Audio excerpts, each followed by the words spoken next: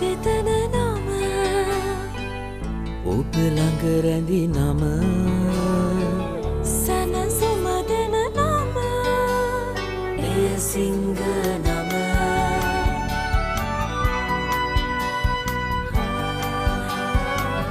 මිහිර මවන නම අවස නිවන නම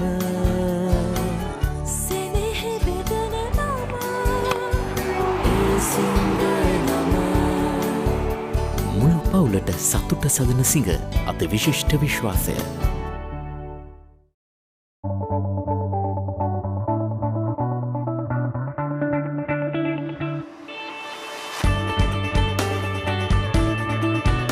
Let's start a life-changing partnership. Union Assurance.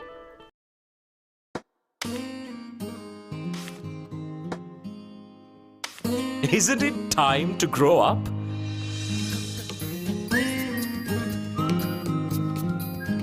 Now you can with current accounts from DFCC Bank.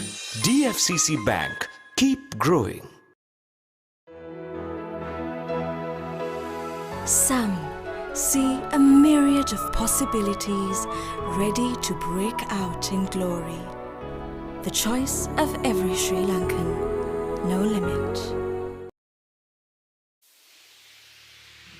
පිරිසිදු fresh හිසක් තියෙන පිරිලි ශක්තිමත් ඒත් අධික තෙල් සහ ඉස්සොරි වලට පුළුවන් ඒ ශක්තිය නැති කරන්න මම ක්ලියර් මෙන් තෝරගන්නේ ඒ නිසායි ක්ලියර් මෙන් අධික තෙල් සහ ඉස්සොරි zero කරන නැවුම් මෙන්තෝල් වලින් සමන්විත නිසා මගේ හිස කෙස් හැම විටම ෆ්‍රෙෂ් ඒ වගේම ඉස්සොරි වලින් නිදහස් ක්ලියර් මෙන් ඉස්සොරි zero කරයි ලෝවාංක එකේ මෙන්ස් shampoo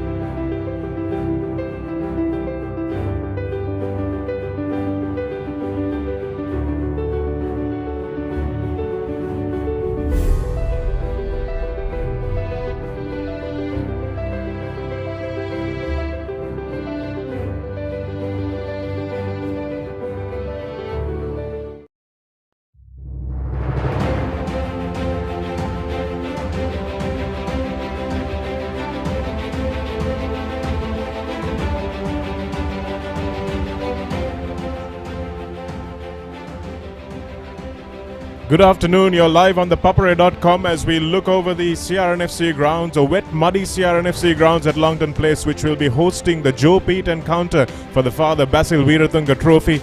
It's muddy conditions underfoot, and if any team is going to be favoured by that, you'll have to say it would probably be St. Peter's. Here we are, live from this all-important encounter. St. Joseph's having lost one game, St. Peter's not having lost a game so far, and this is for second place as it stands in the league tournament. And if it is not a battle for second place, it's a battle for St. Peter's to stay in contention for that top place coming into next week's games when they will take on Royal. So this is the crowd that has gathered here today. Longton Place is already packed, and although the weather doesn't look too favourable for a big crowd, I think everyone has been proven wrong, and the crowds have poured out in their numbers as we watch the Josephian team warming up on the sidelines in the in-goal area. And despite a really heavy shower a few moments ago, Sudarshan, it looks like it's cleared up for a bit, but I think we can expect a few more showers in the next couple of hours. Definitely, Shanak, and good evening to all our viewers joining us on www.thepapare.com, Dialogue TV Channel 1, and also on My TV. Very, very important game here. Battle of the Saints, as you call it. Josephians taking on the Pete Wrights. It's important, like you said, for the league contention of the Pete Wrights and also for St. Joseph's, because they still do have an outside chance.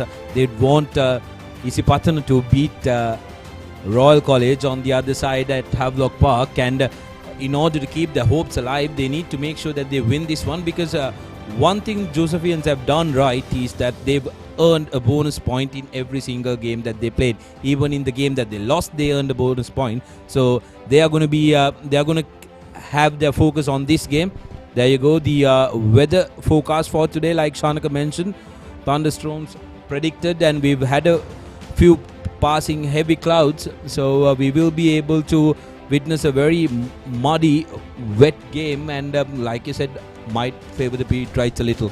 Yes, because the Josephian strength has been in the outside backs, the likes of Dulanjana Piyathis, the likes of Gamanu Chetia, and also, of course, the dangerous Madhuranga, who has been finishing brilliantly for St. Joseph's. And this is the Petrite team. They've got a bigger set of forwards, a better drilled set of forwards. It's a hallmark of Sanat Martis's teams that you have big, powerful forwards, and these guys will be the ones that will be raring to go in conditions like this. We noticed last week when we saw the Crusaders playing, they wanted a wet night, they wanted a rainy day to play their opposition, and this is exactly what St. Peter's will be trying to achieve from these conditions as well. Try and exploit it as much as possible. The crowd already getting excited, and here are the warm-up routines of the Peterite first 15 as they settle in as well, and seeing a little bit of a scuffle. Warm-ups, in fact, benches emptying in the Joe Pete encounter here. This is something that we've tried to keep away from. A lot of focus in the last week's break also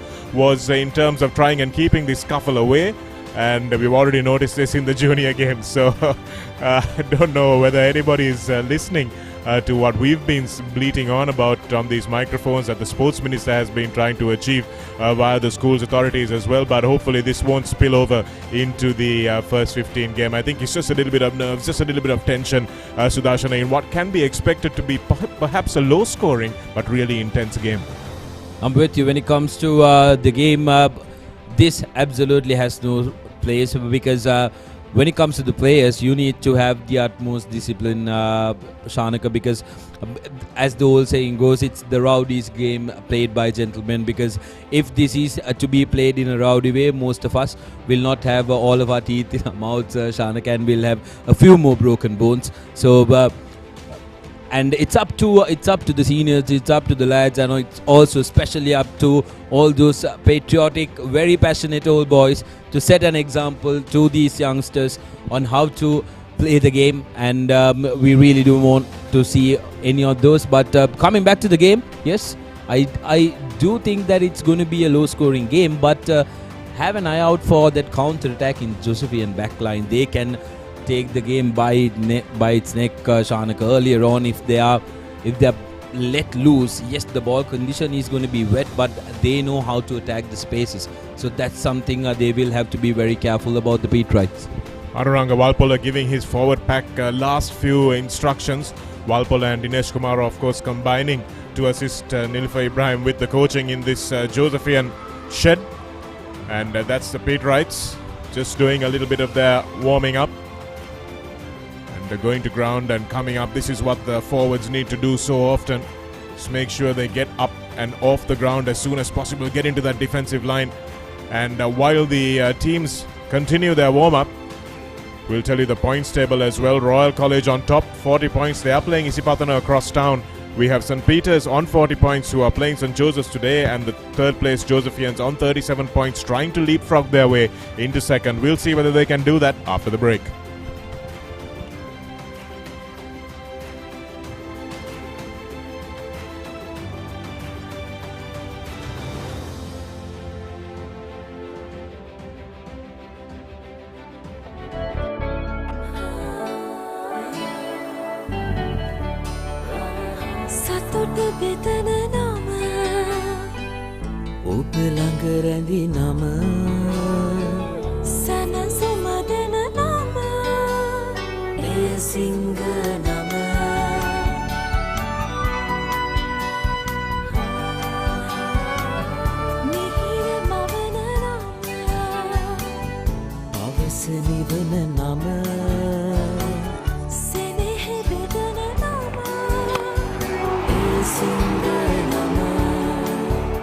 මුළු පවුලට සතුට සදන සිඟ අති විශිෂ්ට විශ්වාසය.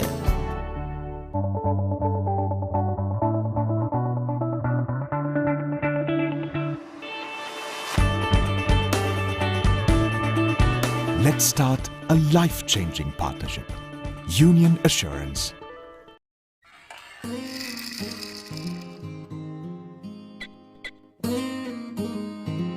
Isn't it time to grow up? Now you can with home loans, education loans and vehicle loans from DFCC Bank. DFCC Bank. Keep growing.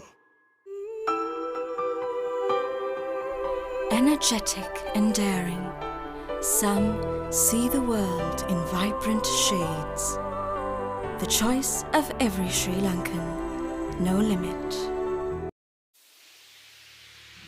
පිරිසිදු fresh හිසක් තියෙන පිරිමි ශක්තිමත් ඒත් අධික තෙල් සහ ඉස්සොරි වලට පුළුවන් ඒ ශක්තිය නැති කරන්න මම ක්ලියර් මෙන් තෝරගන්නේ ඒ නිසයි ක්ලියර් මෙන් අධික තෙල් සහ ඉස්සොරි zero කරන never menthol වලින් සමන්විත නිසා මගේ හිස කෙස් හැම විටම ෆ්‍රෙෂ් ඒ වගේම ඉස්සොරි වලින් නිදහස් ක්ලියර් මෙන් ඉස්සොරි zero කරයි ලෝවාංක එකේ මෙන්ස් ෂැම්පූ ශ්‍රී ලාංකීය ටෙලිවිෂනයේ මීළඟ පෙරළිය MJN JQ Shopping TV උසස් තත්ත්වයේ ජපන් නිෂ්පාදන පහසු මිලට වට්ටම් සහිතව ගෙදරටම ගෙන්වා ගන්න සෑම දිනකම දැසන 10ට MJN JQ Shopping TV බලන්න Dialog television Dialog now channel number 106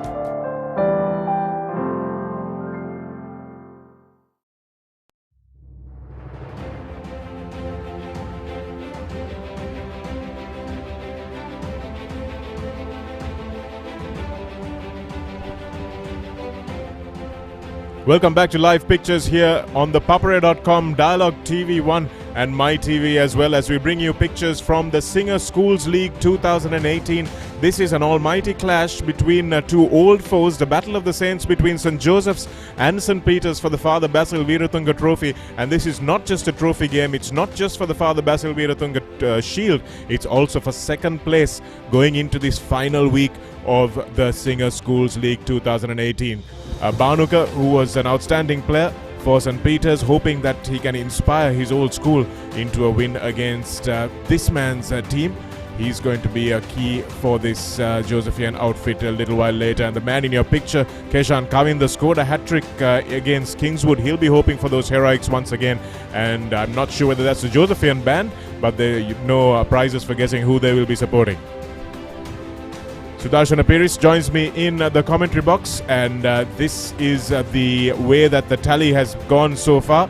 51 matches played between these two sides. 4 of them have been drawn. 37 in favour of St. Peter's, and St. Joseph's a late entry into the rugby arena. They've been playing for a long time, but they've become a serious contending school in the last few years, Sudarshana. Oh, absolutely. They've put their hands up and said, listen, we have to be noticed here. And 10 against 37, like you said, late entry, but they have a lot of catching up to do, the Josephians. They've done very well in the cricketing front when it comes to the Battle of the Saints, not in the rugby front. So they will be wanting to change the fortunes, and they are on the correct path, Chanaka, from what we've seen throughout this season. They've been very good, but the Peterites definitely have been the surprise package because they've turned out to be an all-round team this year.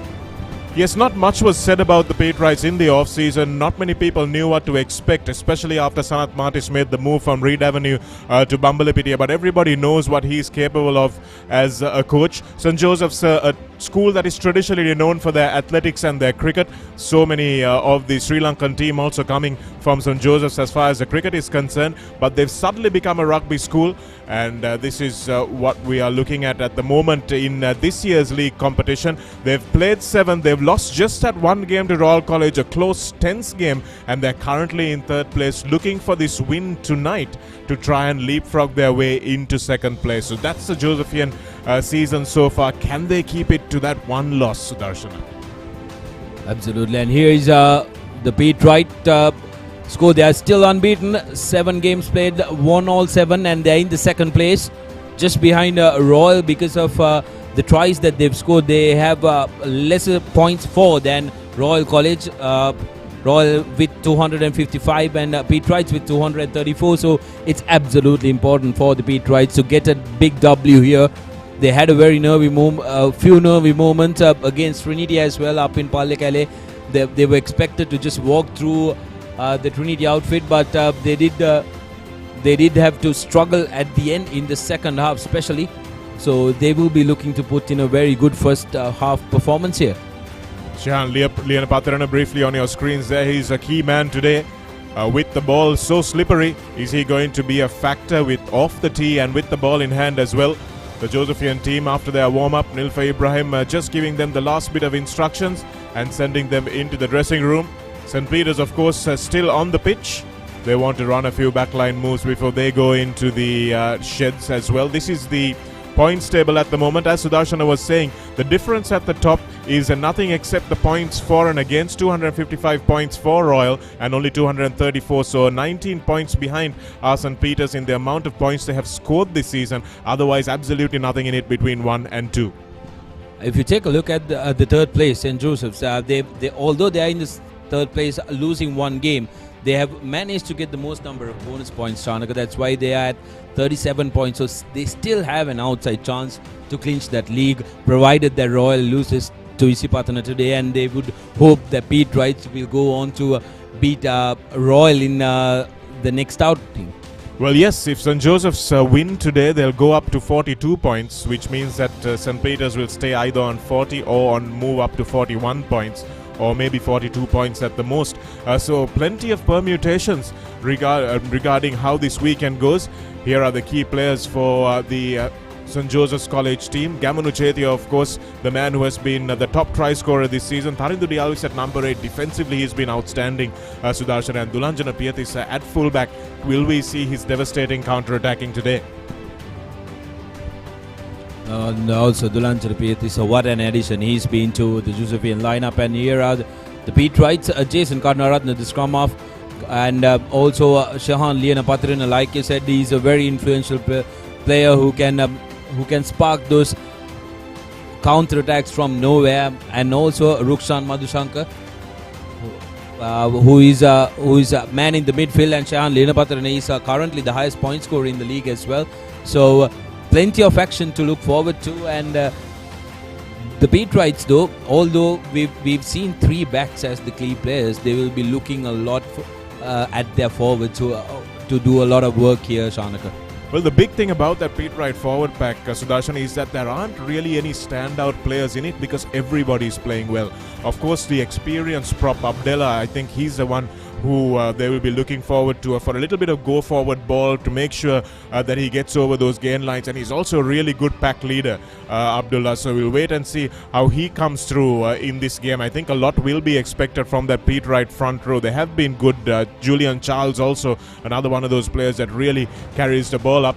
And here's the front row that will be doing battle against him. Thiraka Santush, Sonal Damien and Chevon Gregory, the brother of Stefan Gregory. 5'11", 100 kilos, so he'll take a bit of stopping. Navin De Silva in the second row alongside Cheka Jayawardhan, who's had a good season so far. He will be their go-to man in the line-out as well.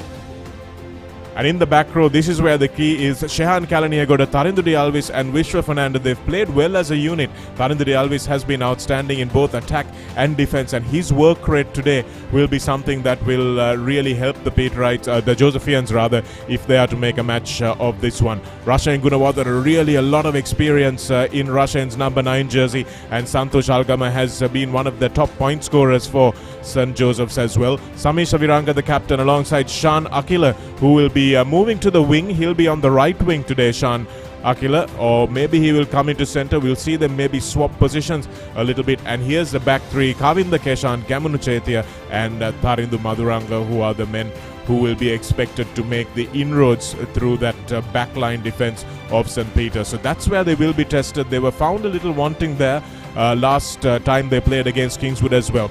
Abdullah Faiz, as I was talking about, Julian Charles and Javinder Fernando, those will be the front row for the St. Peter's team, and that's going to be a very interesting front row battle as well, because there's not a lot of height in this front row, but there's certainly a lot of technique. Sharon Pereira and Lakshan Uduana, they will be expected to do a bit better than they have been doing so far in the line-out, Sudarshana.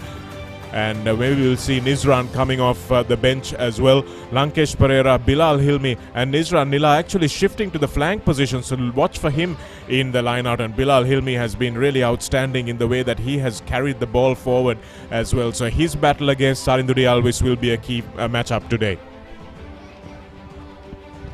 And the scrum of Jason Karnaratne and Kenneth Vimaladasa. This combination has worked for the Pete Wrights so far because Jason Karnaratne makes a lot of calls on whether to keep the ball tight or to send it out. So it's going to be very, very important today, especially given the wet conditions. The centre combination, Sunera Fernando and Rukshan Madhushankar. Fernando has been a standout player as well, although Rukshan Madhushankar has taken a lot of limelight in this outfit, but when it comes to the back three, this back three looks very solid. Shenol Silva, Shahan Liana Paterna, who's the highest point scorer, and also Dian Fernando making up the back three for the Pete Wrights. We spoke about the forwards, Shanaka, but I think especially given the conditions, we need to see a very good performance from Sonal Damien for Josephians and also Julian Charles from the Pete Wrights. The two hookers, their contributions are going to be very crucial to the context of the game today. Yes, they need to make sure that they win their core ball, their scrum ball, as well as their line-out ball. They need to make sure that they don't put in any crooked throws, especially in conditions like this. Having played as a hooker, Sudarshan, you know how difficult this wet ball can be, and especially in windy conditions and with the rain coming down, how much of a small margin for error there is. Dinuk DS Vijay Ratna just moving off your screen there. The secretary of the Josephian Rugby Committee has been at the forefront of really the resumption of St. Joseph's as a real rugby powerhouse. And that's the Josephian crowd who are clapping as the band plays, as the Saints go marching in. And of course, that could really be for either of these schools because they're both Saints, St. Joseph and St. Peter, who go marching in for this Father Basil Veeratunga Trophy. Good to see a good camaraderie among the crowd as well. Josephians mixing with Pete Wrights. That's really the way it should be. That's the kind of brotherhood and sportsmanship that we like to see here at Longdon Place at this outstanding game of rugby, this traditional fixture that has been dominated by St. Peter's, but St. Joseph's will really want to make a name for themselves today. Samish Viranga in the number 12 jersey will be hoping that he can come away with the Father Basil Veeratunga shield, but St. Peter's will have other ideas, and that's Dimel, who unfortunately can't be part of the team today. He suffered an injury, and he will be hoping that the boys who come onto the park, and we see them coming out of the old dressing room at the CRNFC grounds, will be able to do the business today. What are your thoughts, Sudarshana, on who's going to go away with this game today? Oh, it's going to be a very, very close one, Shanika, and I'll give you my thoughts maybe in the second half because it's a difficult one to call, and I am getting a little pings on my phone. A lot of Pete Wrights from Australia watching this game, wishing them luck, and I'm sure all the Josephians around the world are joining us too. Do tweet to us on ThePapare Sports on the Twitter arm. Tell us what you feel. Tell us how you're backing your college and from where you're backing your college at this Battle of the Saints. Josephians, of course, took away major honours when it comes to the cricketing discipline, Shanaka. Can they replicate it here on the rugby field? We'll see. And here's the Pete Wright school anthem.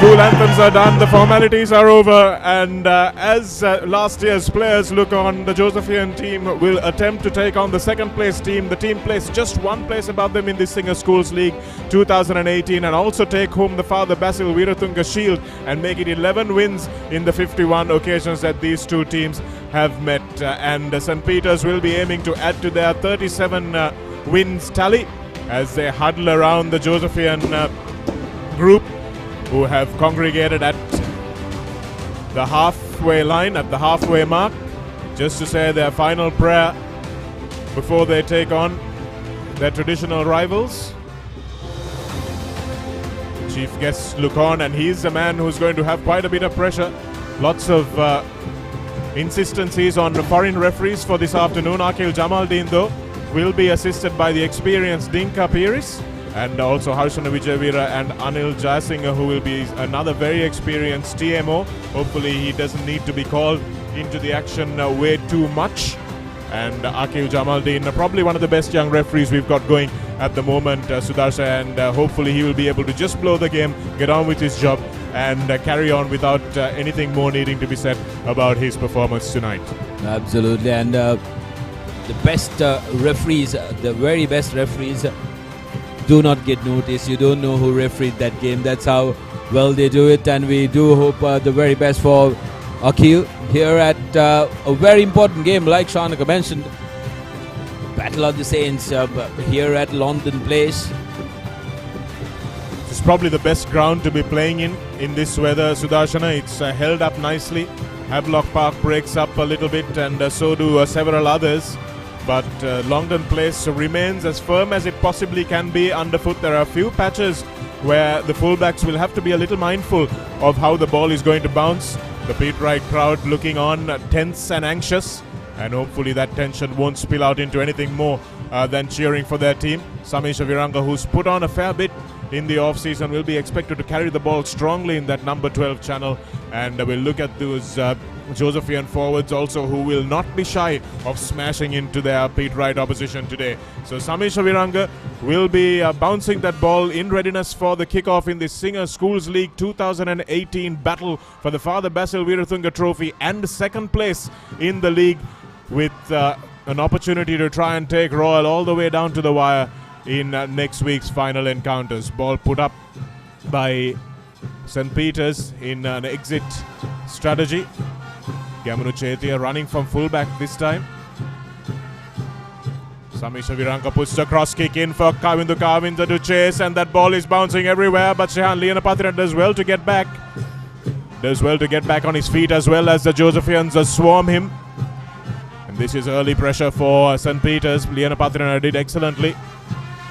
And they now desperately need someone to come in and clear this ball. Vimaladasa will have to get into position, or Jason Karunanatha will have to make the kick himself. St. Peter's opt instead to try and set up another phase. But there was a knock forward there, and Akil Jamaldeen was the first scrum of the game to St. Joseph's, just a few meters out. Early doors opportunity, Sudarshana.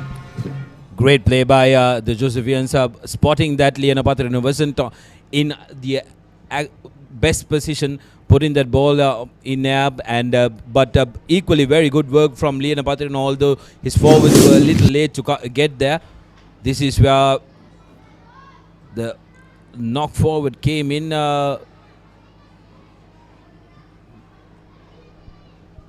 Good pressure by the forwards.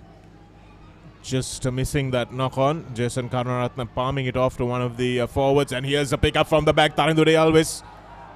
Well tackled at that time by Bilal Hilmi, who had moved to the flank position. Rashan Gunawardana gives it to his big pod of forwards again. Gregory that time coming back in on the angle. That was a good cutback. Almost over the line. St. Joseph's, is this the first try? No, held up, says referee Jamaldeen, who's right on the spot. And it will be another opportunity for St. Joseph's. That was a good carry. Take a look at this. Nice body position. He's gone to the TMO actually just to find out whether there is a grounding here. So that was a good carry by Shehan Eranda for St. Joseph's. strongly almost over the line. And Anil Jasinga called in very early into this game to see whether there was a grounding. And interesting to see what the question is that Jamaldeen will ask. He didn't seem to see it himself. So is he going to ask try or no try? Or is he going to say, is there any reason I can't award this try? Nervy moments for the Pete Wrights, and today there is a large screen on the side of the ground, so all eyes will be on that screen. Here it comes. This is what Anil Jasinga will be watching from his box. This is Shehan Eranda carrying the ball strongly, holds on to it, takes it to ground there. And did Vimaladasa manage to get a hand under there? And Eranda asking, didn't I get it down, ref? Is he over the line? Is he short? That's the question that will need to be asked. Great pictures from our ThePapare crew here. If this doesn't tell you nothing, there's the white line. It's a bit patchy because of the mud. Will the post obscure our view here? No, it won't. Here's Eranda still carrying it into the tackle of Vimaladasa. Vimaladasa gets his neck underneath there. Does Eranda get the ball down? Well,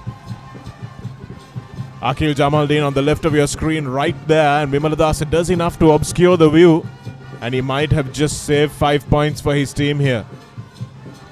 Hilmi making a good tackle there, but not enough. Eranda breaking out of that. Vimaladasa getting in there. That's the ball. You can see that G on the ball there as he goes to ground.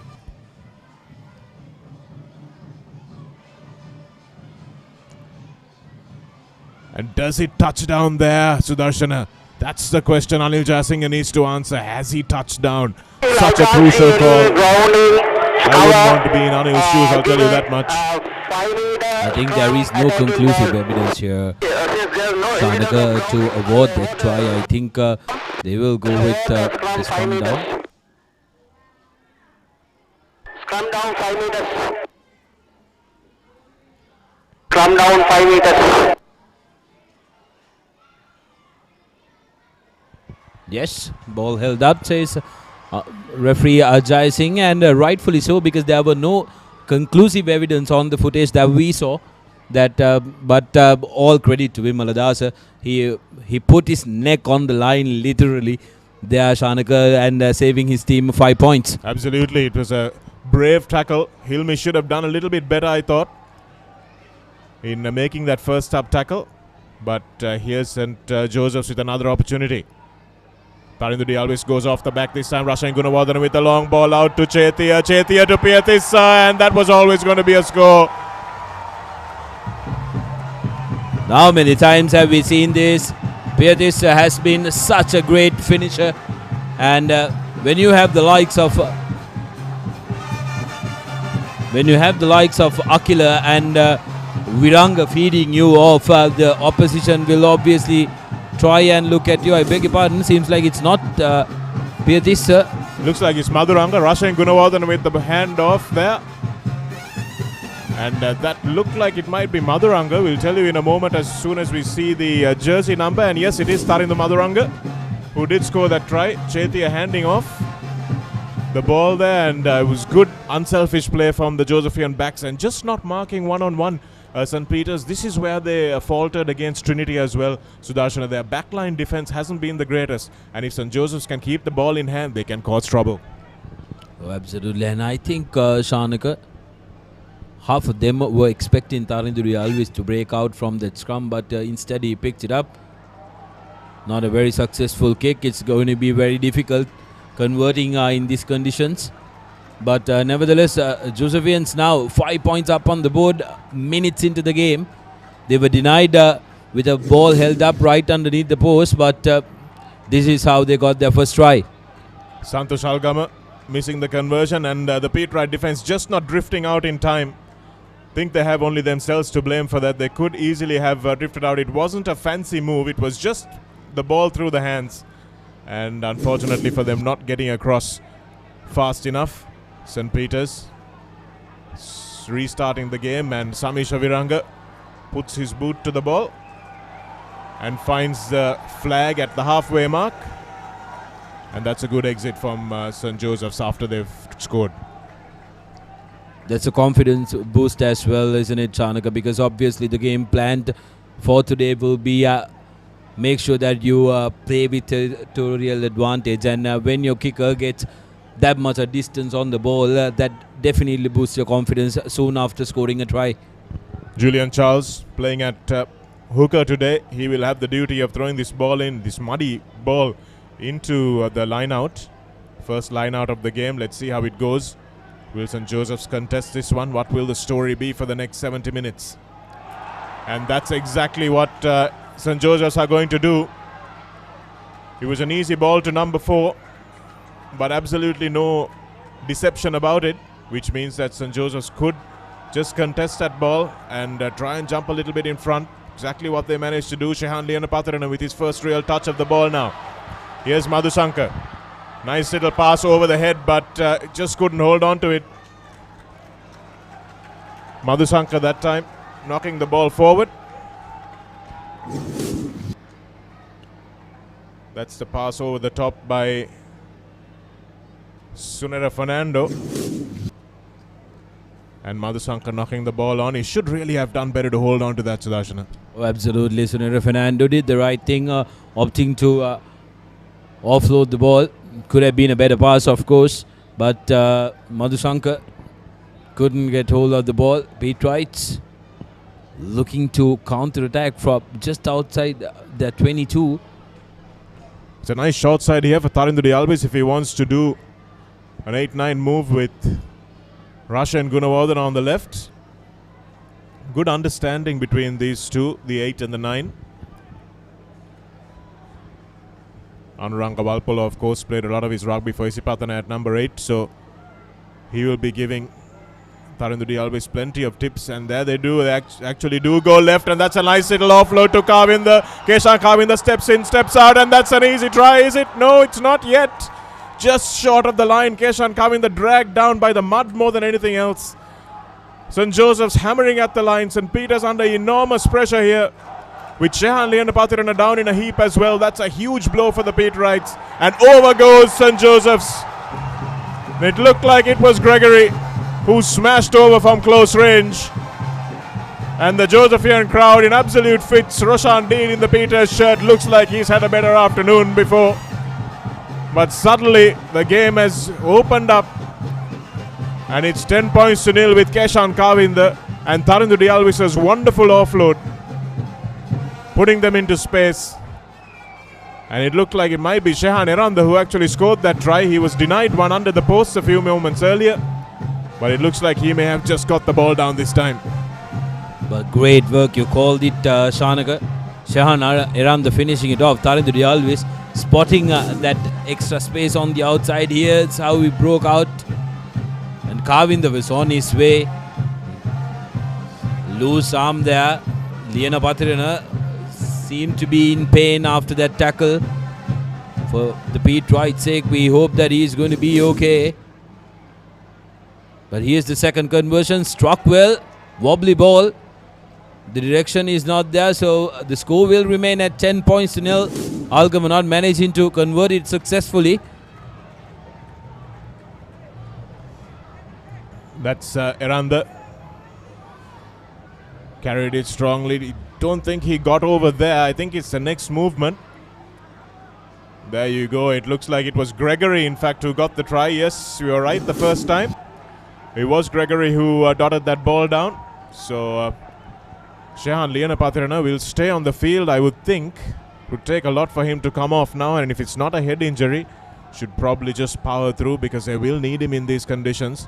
But it's opened out nicely. Some really good tactical awareness from St. Joseph's, and it's come from Tharinduri Alvis. He first attacked from the first 5 meter scrum, then he realized they were expecting him, and he gave the pass out to Rashan Gunawardhan, and third time from the back again he used the right option. So really good tactical awareness from D. Alvis. So put that down to put the Josephian 10 points to nil down to D. Alvis's awareness.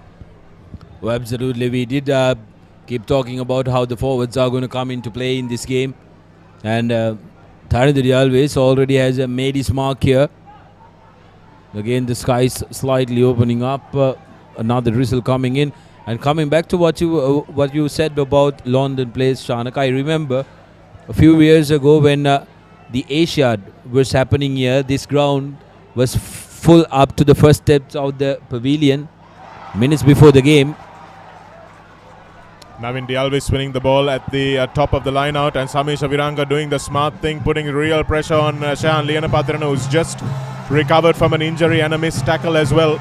So again, really good awareness from the Josephians, good experience in trying to expose the key Pete Wright player, especially at a time when he might be mentally and physically a little fragile. Vimaladasa goes to the short side.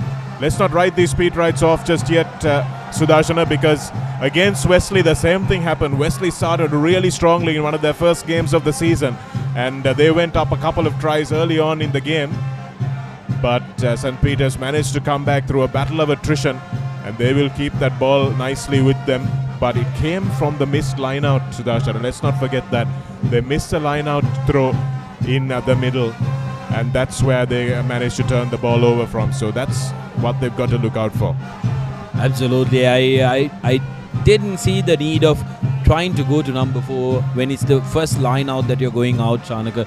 Wet ball conditions, the hooker will have that in the back of the mind. We'll see what the Josephians will do here. They've opted to go with a short line out, 5-man line out, trying to go to number 2. Nevertheless, retain possession. Well, that's good play by Jamaldeen, allowing that to go because it was over the top. May have been a little crooked, but Cheka Jayawardena managed to control the ball, and it was picked up there by Julian Charles. It just rolled across the face of the scrum. Ooh, I think that might have been a little unlucky. The ball was definitely out there, and Julian Charles couldn't believe his luck when it rolled under his feet.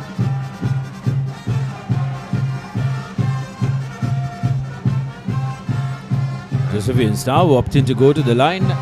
10 points up. They've already got their tails up. Here's the ball.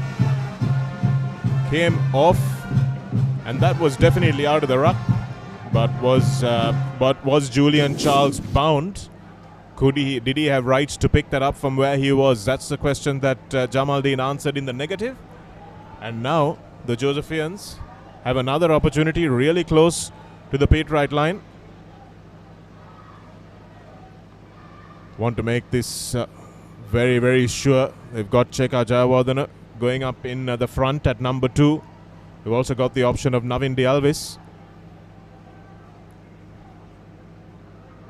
Dialvis goes to the front to lift Jayawardena, and that's nicely done. Good to see the jumpers lifting and vice versa. Trying to get that maul organized. The body position isn't great, but it's good enough to rumble it forward so far. Gregory's got it at the back. Almost to the line again, and they've fallen over. Have they got it down? No, not yet. So it's held up over the line, says the referee.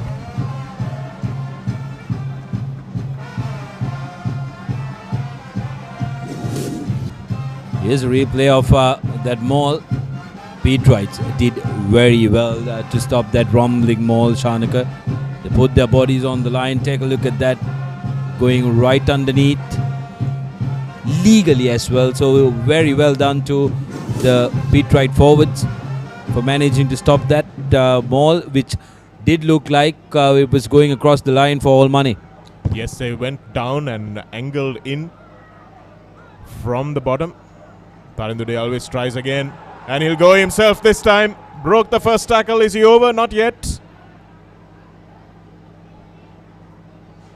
Close as you can get for the Josephians. Pete Wrights have barely been able to get in the opposition territory so far in this game. Smashed back in the tackle is De Silva. That was Hilmi with another timely intervention needed to make the tackle. Shehan Eranda places it back nicely for Gunawardena. Tarindudi always stands over the ball, but Gunawardena wants Gregory to come in at first receiver. You can see why. Here's Gunawardena just trying to snipe out the back. That time the ball goes loose, but St. Joseph's recover it, but St. Peter's have managed to buy themselves a couple of meters. Tarindudi Alvis again from the back, looking for the dangerous Chetia. Good tackle again by St. Peter's. Can barely tell you who the players are because the mud has covered their numbers. Another important tackle. Absolutely great work by the Pete Wright centre, I believe. Senator Fernando, who actually went in and managed to turn that ball over. So great work from St. Peter's in defence. Long passage of play here. St. Peter's managing to go to ground through Fernando, the prop forward.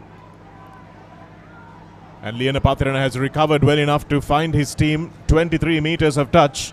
That's all he needs. And that was a really beleaguered period of play for St. Peter's. Managed to come out of it though. And KD Fernando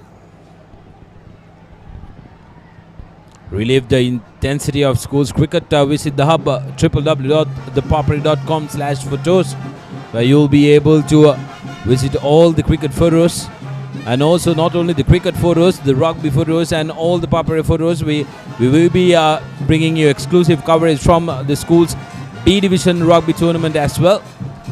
So make sure you log on to www.thepapare.com to get your valuable photos. Crowd really getting behind both teams here. The Alvis not able to control the ball at the front of that line out, and a knock forward will give St. Peter's possession once again. Now their priority really should be to get into the opposition half. Senator Fernando does really well to get under the arriving players and make sure he got rights to the ball before the ruck was formed. Good technique from him, managed to pick that ball up with one hand. What's important for the Pete Wrights now, Shanaki, is to make sure that they play rugby on the correct part of the field. We haven't seen play reach towards the clubhouse end. Pre-engagement from St. Joseph, so Jason Karunaratne takes it quickly. Good tackle from the Josephians on Pereira. And he may have lost the ball forward, but yes, Jason Karunaratne perhaps should have thought about a kick to touch there, or at least an up and under in these conditions, given his forward something to chase.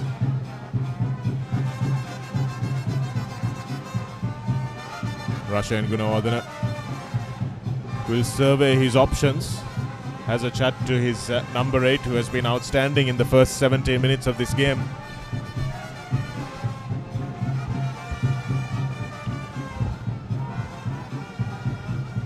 Gunawardena now to Samesha Viranga, will put that cross kick in again. Lianapathirana would have been expecting it this time, but still drops it. Can't claim the fair catch, and he's under enormous pressure from these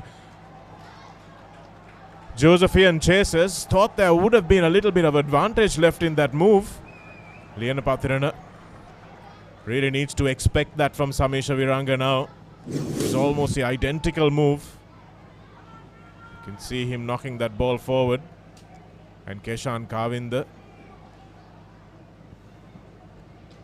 on him like a jackal on a kill. Pretty much in the same spot as the first instance here. Can the Josephians collect their third try? We will have to wait and see. But Tarandi Alves again given a chance to be in the thick of things. What will he do here? Well, he unselfishly hands the ball off. Rashan Gunawardena tries to dummy his way through, but unfortunately knocks the ball on. And St. Peter's have no option but to try and run it out of trouble through Madhusankar. Referee still playing advantage for that knock on from Gunawardena though, so St. Peter's will have a scrum if they want it.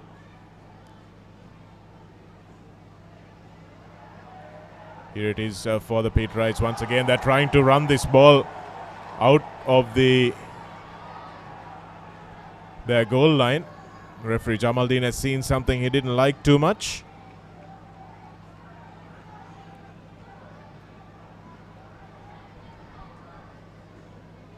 So he's going to have a chat about that tackle perhaps to referee Dinka Pires.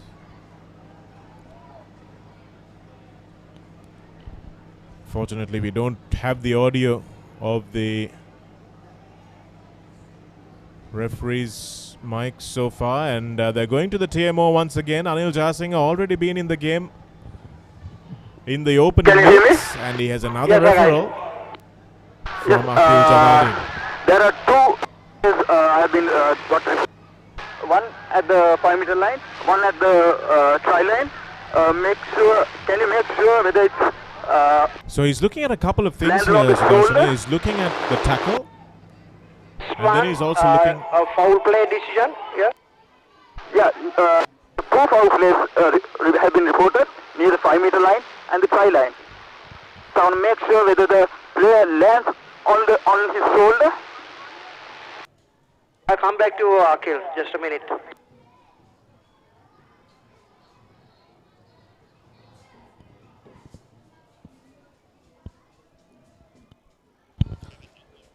So referee Akhil seems to have spotted something near the try line, and also at the end it's about the tackles that were made. He wants the television match official, referee Jayasinghe, to take a look at. Here's what the referee is taking a look at. It's the first tackle on Gunawardena. That's the one over there. Was there anything wrong with that? Difficult to find a problem there, because Gunawardena is the one who left the ground and jumped straight into it. It's not that one we're looking at here. That seems fine. The ball does come out of this for St. Peter's. Fernando goes in and gives it to Vimaladasa. Here's Vimaladasa, who offloads at this point to Madhusanka. Madhusanka is picked up off the ground. He's turned beyond the horizontal, and that might be something Anil Jayasinghe thinks is worth a look. So Madhuranka may be in a little bit of trouble here, because he did tip Really Madhusanka beyond the red parallel. card and penalty for St. Peter's. So as you know, if you do pick a player up, Penalty for St. Peter's. Well, we will be in for a surprise.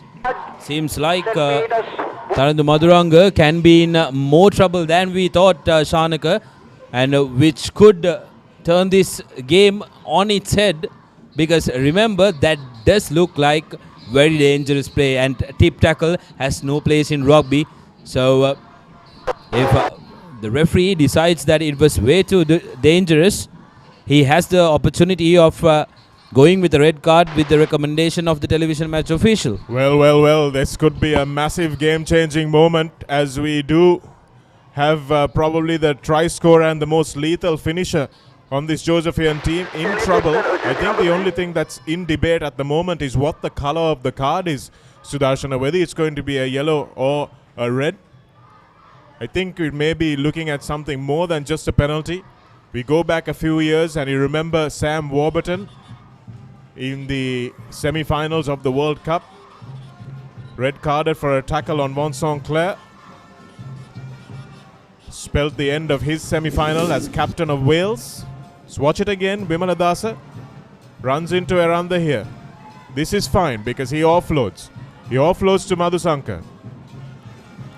Madhusanka runs into Madhuranga, picked up, and is he driven into the ground? You'd have to say he is. He falls on his neck and shoulders. Fortunately, the player is not injured. But what happens as an outcome of the tackle is irrelevant. It's what happened in the action of the tackle which Anil Jayasinghe will be considering. So it's taking a long time to make his decision. That can't be a good thing, Sudarshana. Thank you, Anil. And there you are. The moment of truth to find out what color the card will be, because there is no question there will be a card here, Shanaka. He was lifted horizontally above the waist. Tip tackle. Very clear instructions. This is beautiful to see. And that's a red. Oh my goodness. It is a red. It is a red. That is a red. And the Josephians will have to play the rest of the game with 14 men. And that's not going to be very, very good news for the lads in white and blue hoops. Well, we spoke about how dangerous this Back 3 was going to be, it's a back 2 now. And Tarindu Maduranga, after scoring the opening try for his team, has made a tip tackle on Madhusanka and earned himself a red card. Great processes from referee Akil Jamaldeen. He referred exactly what needed to be referred. He let play go on until he couldn't any longer. And referee Anil Jasing, an experienced man, you can't find fault with that decision at all, because according to the letter of the law, he picked him up, took him beyond the horizontal and drove him to the ground, and there is no place in the game for that. It wasn't intentional, it wasn't malicious, but that doesn't matter, Sudarshana. Absolutely. Player safety is of primal importance in the game of rugby now. And a lot of the time, Shanak, a lot of people like to talk about now that is not ideal for the Josephians, not kicking the ball into touch, and Shahan Lienapatrana doing his bit to get the territorial advantage. And coming back to what I was talking about, Shanak, a lot of the time everybody is very quick to pick on the mistakes of the referee, but let's take a moment to give credit to Akil Jamaldeen and also the television match official who reviewed it enough and more times and wanted to be absolutely sure before they issued that card. And maybe it's not ideal for the game, but that is the letter of the law. Absolutely. And the longer he took, the more Tarindu Maduranga would have been having his heart in his mouth. Overthrown line out there by the Josephians. Is this where the momentum of the game shifts? Sudarshana, we've had the first 20 minutes of the game. St. Joseph's completely in the ascendancy. St. Peter's have barely made it into the Josephian half as it is. But now with that red card, with the absence of one of their key players, is this where the Peterites realize that they can come back into this game?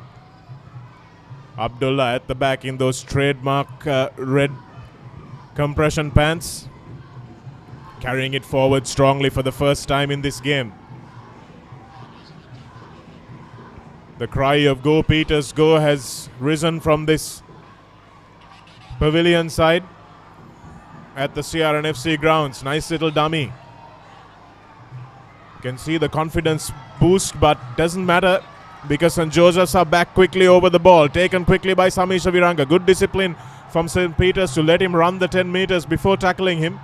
Here's Gamanu Chete. He'll have to play for 2 men today with the absence of Maduranga. And St. Peter's have picked up the ball that squirted out there, but 3 penalties in a row. That wouldn't make the Peters coach very happy, despite the fact that they managed to get that red card in their favor. They've conceded 3 penalties.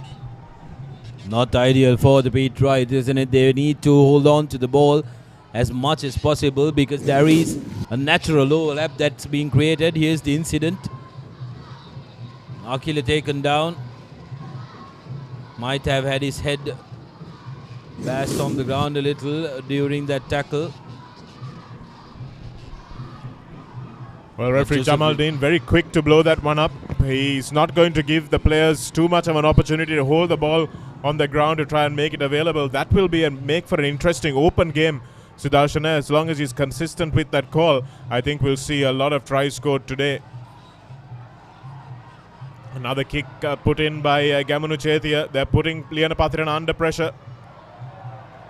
And Keshan Kavinda comes in and makes an important intervention, trying to drag Liana Pathirana out into touch. He's managed to leave the ball behind. And here is Hilmi, who's had to fight his way forward to try and give his kicker some bit of an angle to work with. But once again, playing a lot of rugby in their 22, the Peterites. Now hands coming in. They have an overlap on the outside. Needs support, forward looking for support, finding none. But very gutsy. Managed to stay on his feet up until the half mark. But he needed support, Chanaka. Desperately did. Sunana Fernando, I think that was again who really put his ears back. He was looking for support. He knew he didn't have the gas to finish it. But he did the smart thing and held on to the ball. Didn't throw a silly pass. And that was really good work from him. Might be Silva, in fact.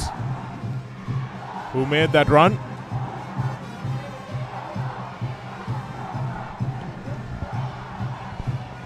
And again, the line out untidy as you would expect in these conditions, but St. Joseph's managed to get it back onto their side. The Alvis hands it off to the pod, which consists of Sonal Damien, Rasha and Gunawardene now. Samisha Viranga has few options. He shimmies and manages to find a bit of space. Here's Chaitya. Shan Akila, in fact, to Keshan Kavinda with that trademark step out. They've got to shepherd him into touch. He manages to leave the ball in field. Rasha and Gunawardene now.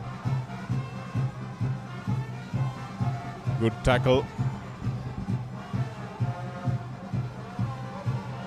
St. Joseph's not being deterred by the red card. They've kept their mental strength about them. They've exploited the penalties that have come their way. That was great work.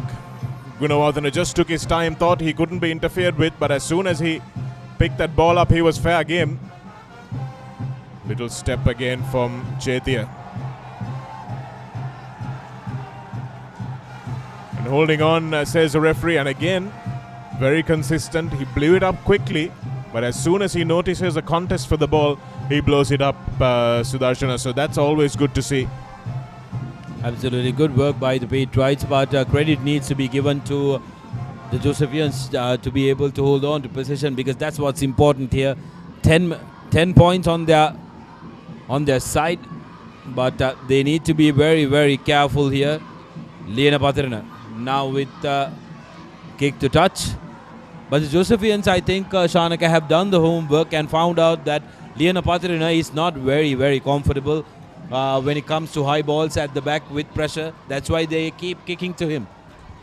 Well, they'll have to ask themselves, where was that bit of intelligence when they played Royal? Under because pressure. They would have managed to find inroads there. And as we speak of Royal, here's the inset. Royal on display at Havelock Park.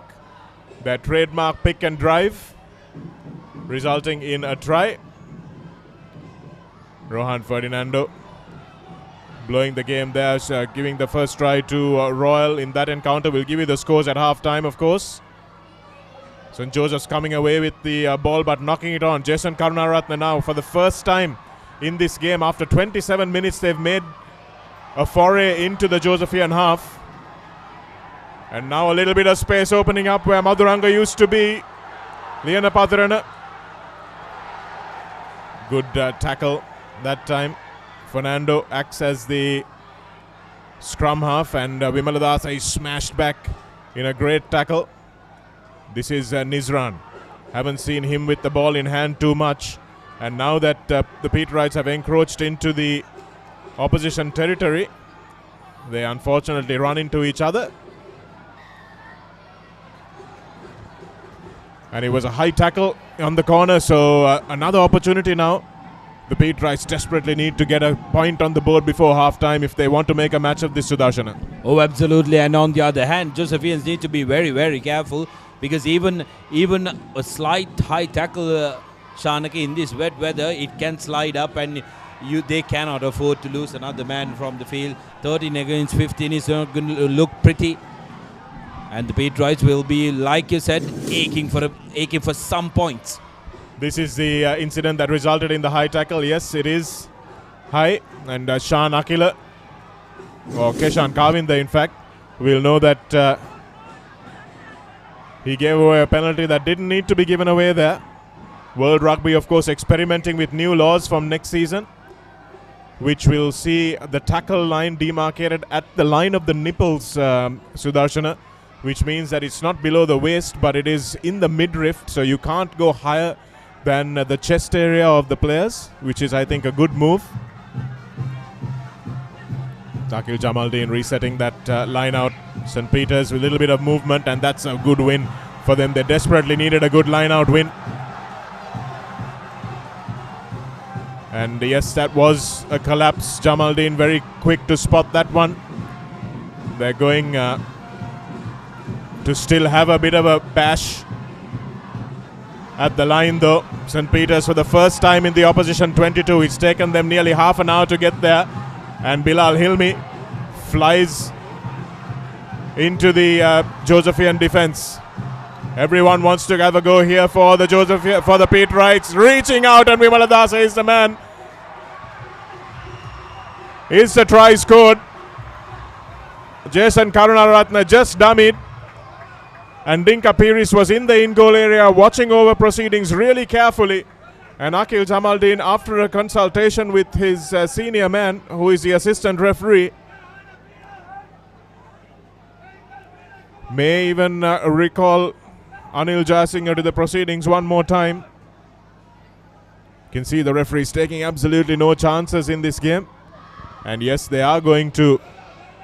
Why not, isn't it, Shanak? Absolutely, why not? When you have the technology at your disposal, why not use it? Yes, and it's interesting to see what they'll be checking here, because there was a penalty coming. Yes or no?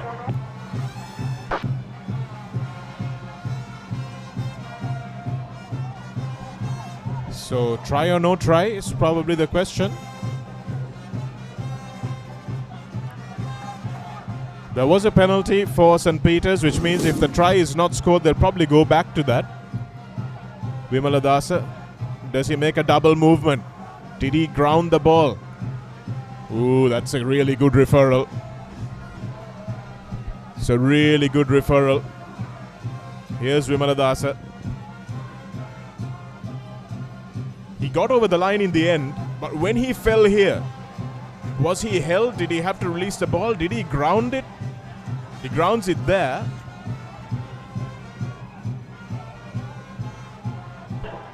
Grounding is alright. You may award a try. Time off immediately. Here's another great angle from our Papare crew. They've been getting some really spot-on pictures. We did see Sonal Damien, who got his foot under the ball there. Did that just do enough? But he has managed to ground it, and the try is good. So it was no double movement. He wasn't held in the tackle, so he could get up and go again. And referee Anil Jayasinghe has been called on to make some crucial calls today, and I think he's got them all spot on, Sudarshana. It shows the value of having an experienced man in that TMO position, a man who's been involved in coaching, who's been up to date with the game, and this is what good processors can do for the game. So much credibility. Oh, absolutely, Shanaka. There is absolutely no doubt in the decisions that he's made today. And all credit to Jan Jamaldeen as well, wanted to refer it, because he could have, for all money, awarded that try, and not a lot of questions would have been asked, because it did look like a try, but he wanted to be 100% sure. But Pete wanted to get some points on the board before the half time. They've done that with 5 points. Lina Patrana with an opportunity to add 2 more points, and that was a very good strike, just going away from the right upright. So the score will remain at 10 points to 5. We are approaching the last 5 minutes of this first half, Shanaka. What tables have turned after the red card? Well, it was a period where St. Peter's would have wanted to capitalize. Here we see the try again. Jason Karunaratne once again drawing the support, and the ball was grounded there. There's no question about that. Vimala Dasa not held, so he can get up and go again. Sonal Damien just gets his foot under the ball for a split second, but couldn't keep it above ground there. So St. Peter's, oh dear, that looks like a bad injury for the Josephian player. Will Jamaldeen stop the game here? Yes, I think he will. Very well done there. Did look like a head injury maybe. It might just be winded. Looks like Russia and Gunawardena, man, they can barely hope to keep on the field here if this looks serious. Physio Basit on the pitch at the moment. We'll have to look at exactly what happened here. Oh, that's a stinger. That's a stinger. It's not Russia and Gunawardena. It might, in fact, I think it was Kalani Agoda, if I'm not wrong. Kalani Agoda, yes. He went to sleep straight away, and here's the update from the other 2 games at Havelock Park. Royal lead 12 points to 0. And in Palekale, Wesley holding the edge over the Trinitians, 7 points to 8. Well, you say that with a little bit of a tinge of disappointment in your voice, Sudarshana. It's going to be a very, very lucky Wesley team if they manage to come away with a win from there, because you would have expected Trinity to hold their own in Pallakele, but this Wesley team has shown after that performance against Royal that they have been one of the few teams that have been getting better as the season went on. Absolutely, it was their trademark last year as well, isn't it, Shanak? After the hammering that they received by Trinity, they came back to challenge for the third spot at the end, although they had to end up in the fifth spot. He's a little insert from the game in Havelock Park. This is what Shanak told about, where the ground breaks up a little, plenty of mud patches all around Havelock Park. It's not going to be a very pleasant day for the Patana forwards, because the Royal forwards are going to absolutely thrive on these conditions. Yes, obviously going into this game, the Patana forwards would have known what to expect, but once the heavens opened up, they would have been, oh dear. Well, this is really bad news for St. Joseph's. Looks like it was Shehan Eranda, in fact. It's number 15, is it? We'll tell you in a moment. That was really unfortunate. It was one of those stingers, Sudarshana, where the knee hit him in that joint between his shoulder and his neck. And you absolutely have to take him off. The Josephian crowd looking devastated here. They've already had Tarindu Maduranga off, and now I think it might be Shehan Eranda. He's got those strappings on his thighs, so it is a line out forward. Get your fix of sports news on ThePapare.com social media platforms on Facebook, Instagram and Twitter. Follow us 24/7 sports news and special competitions on Sri Lanka's #1 sports website, which brings you these thrilling pictures of the Singer Schools Rugby League 2018. And what a crack of a game we have in our hands. Shanaka 10 points to 5. Just one score away. The Pete Wrights now have new life bred into them. Well, the good news is not Eranda. He's on the park in jersey number 6. We'll tell you who it was in just a moment. Oh, real pressure for Rasha and Gunawardana, who dropped to the back there to cover. He had to cover the space left by Tarindu Maduranga there on the right wing. And Jason Karunaratne will try to spark something for this Joseph Pete Wright team just a little before half-time. Here's a try scorer. Vimaladasa looking for support. Vimaladasa dummying. Vimaladasa all the way. Can he get there? No, he can't. Kenneth Vimaladasa. The Pete Wright hands go up in a double face palm. And Gamanu Chetia.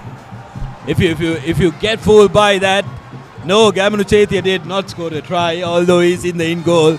But he, for all money, did definitely save 5 points.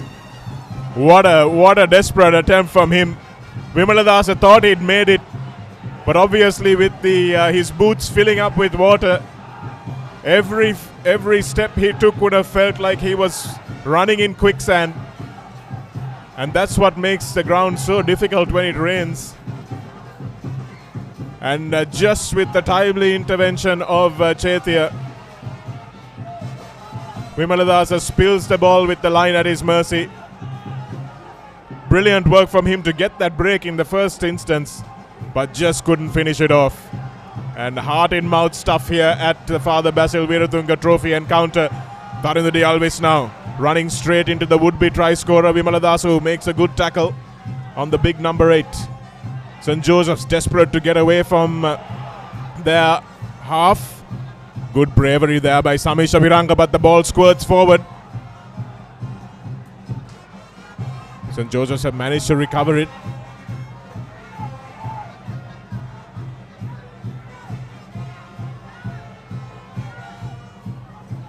I think it might have been Shan Akila who made that cover tackle, Sudarshana, that we gave Gamanu Chetia credit for.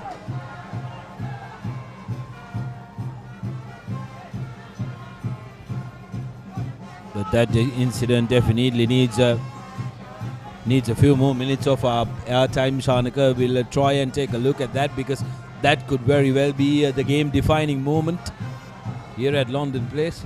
Certainly could, as St. Joseph struggle now to free themselves of these shackles that St. Peter's have put on them in the last few minutes. They're just playing for half time now. They'll be desperate to get off the park and come back after they've washed the mud off themselves a little bit, had a drink, and got some instructions as to how to adjust to the loss of Tarindu Maduranga. St. Peter's desperate to try and make these minutes count. Nizran helping out in an important tackle with Pereira there. Tarindu de Alves. They're just picking and going from their own half, playing for the half-time whistle. They know it's coming up shortly. But it's dangerous to keep this ball so close to their line.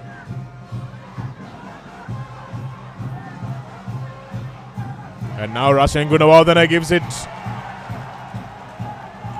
for a clearance, and it's a good clearance that time. So good patience shown by St. Joseph's. Really good control just in their 5-meter line to get themselves out of jail. Here's a try, that would be try. Vimaladasa, you can see him grimacing, you can see him chomping in that water, and Sean Akila turns around, and here's where Vimaladasa thinks he's got there. But beautiful tackle by Sean Akila. Vimaladasa was stumbling, needed to move the ball into the other hand, try and get that fend out there, but that's why it's so important to carry the ball in both hands. And Sanath Martis with a stern look on his face, with Rajiv Pereira following close behind him, marches to the half-time huddle. St. Joseph's will go into the relative dryness of the dressing room here at Longden Place, and we will catch our breath here in the commentary box as St. Joseph's lead St. Peter's by 10 points to 5. It's all happening here in this Father Basil Veeratunga trophy encounter between the Josephians and the Peterites. Nothing in it at half-time. 10 points to 5 in Singers Schools Rugby 2018. This is the battle for second place, and we'll be back in just a few moments. And if you missed the action, here you go. The highlights of the first half. It's been a thrilling first half. Josephians were very quick to get off the mark, get into the scoreboard. And here's the try scorer, Tarindu Maduranga, scored the first try. And another one by Kavinda with a daring run, was stopped inches short. Shahan Erando was denied. We thought scored the try, but it was Gregory who dived his way in. And here is where Tarindu Maduranga was ordered to take an early shower, since he will not play any part of the game. A red card offense. Samisha Viranga couldn't believe the color of the card that came out of referee's pocket, but highly deserved that. And this is the Peterite first try. Peters scaling their way back. Again, a very good call by the TMO to award that try, and a very good call by young Jamaldeen. And this is not a replay Vimaladasa is going to enjoy, because Sean Akila was offended that he was dummied Shanaka. That's why he came out hard on Vimaladasa. Take a look at Akila's face. He was determined, he wanted that ball to pop out. It was a wonderful tackle. Vimaladasa just didn't have the gas, and you knew he knew it as well. And 17 points to nil Royal at Havelock Park against their arch rivals Isi Pathana. Doesn't look like Pathana have the try scoring ability this year, so that's a real problem for Lacenta Di Costa's team, something they'll have to work on in the off season. But 17-0, the defending champions leading that one comfortably, and absolutely nothing in it at Pallekele as well. Wesley going into half-time with a slender lead of 8 points to 7 against the Trinity Lions in their own den. We'll be back with a lot more Singer Schools rugby action when we return after the break.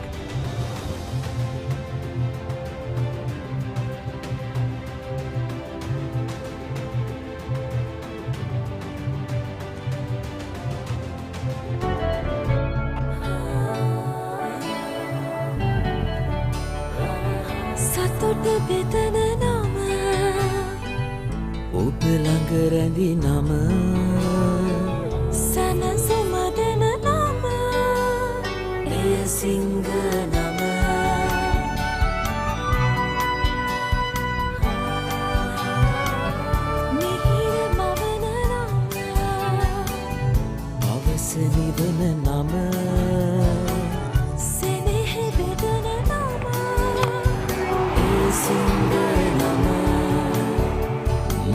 පවුලට සතුට සදන සිඟ අති විශිෂ්ට විශ්වාසය.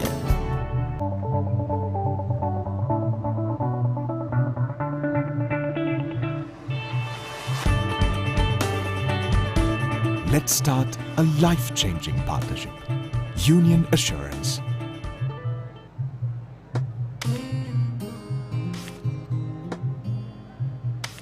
Isn't it time to grow up?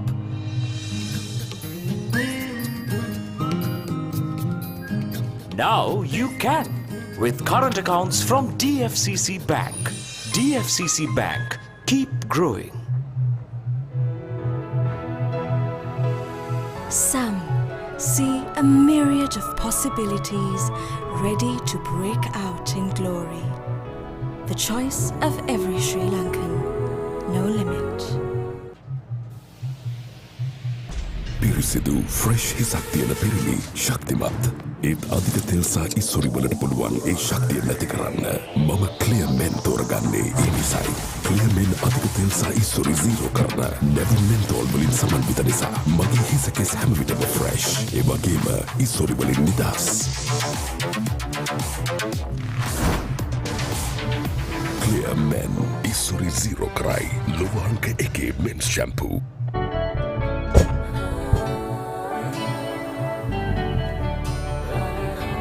සතුට බෙදන නම ඔබ ළඟ රැඳි නම සනසුම දෙන නම එය සිංහ නම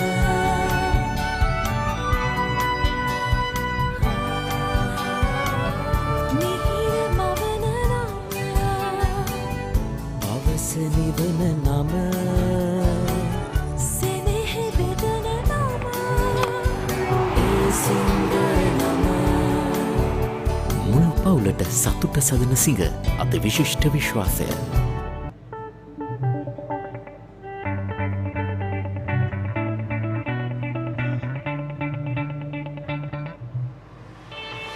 Let's start a life-changing partnership. Union Assurance.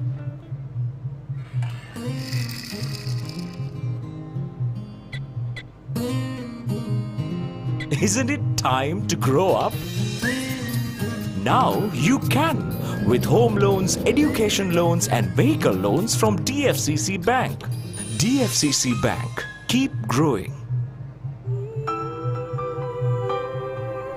Energetic and daring, some see the world in vibrant shades.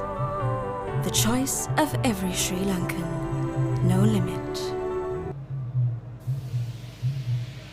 පිරිසිදු ෆ්‍රෙෂ් හිසක් තියෙන පිරිමි ශක්තිමත් ඒත් අධික තෙල් සහ ඉස්සුරි වලට පුළුවන් ඒ ශක්තිය නැති කරන්න මම ක්ලියර් මෙන් තෝරගන්නේ ඒ නිසායි ක්ලියර් මෙන් අධික තෙල් සහ ඉස්සුරි zero කරන නැවි මෙන්තෝල් වලින් සමන්විත නිසා මගේ හිස කෙස් හැම විටම ෆ්‍රෙෂ් ඒ වගේම ඉස්සුරි වලින් නිදහස් ක්ලියර් මෙන් ඉස්සුරි zero කරයි ලෝවාංක එකේ මෙන්ස් ෂැම්පූ ශ්‍රී ලාංකීය ටෙලිවිෂනයේ මීළඟ පෙරළිය MJN JQ Shopping TV උසස් තත්ත්වයේ ජපන් නිෂ්පාදන පහසු මිලට වට්ටම් සහිතව ගෙදරටම ගෙන්වා ගන්න සෑම දිනකම දැසන 10ට MJN JQ Shopping TV බලන්න Dialog television Dialog now channel number 106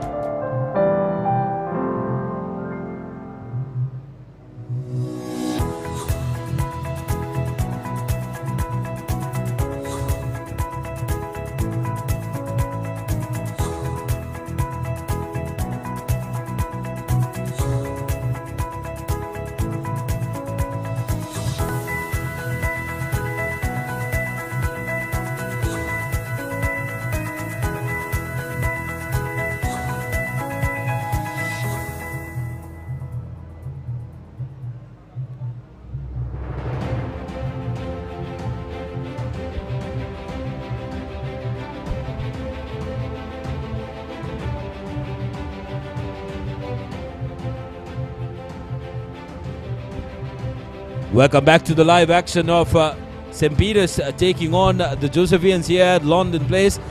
And if you missed the first half, what a brilliant first half of rugby.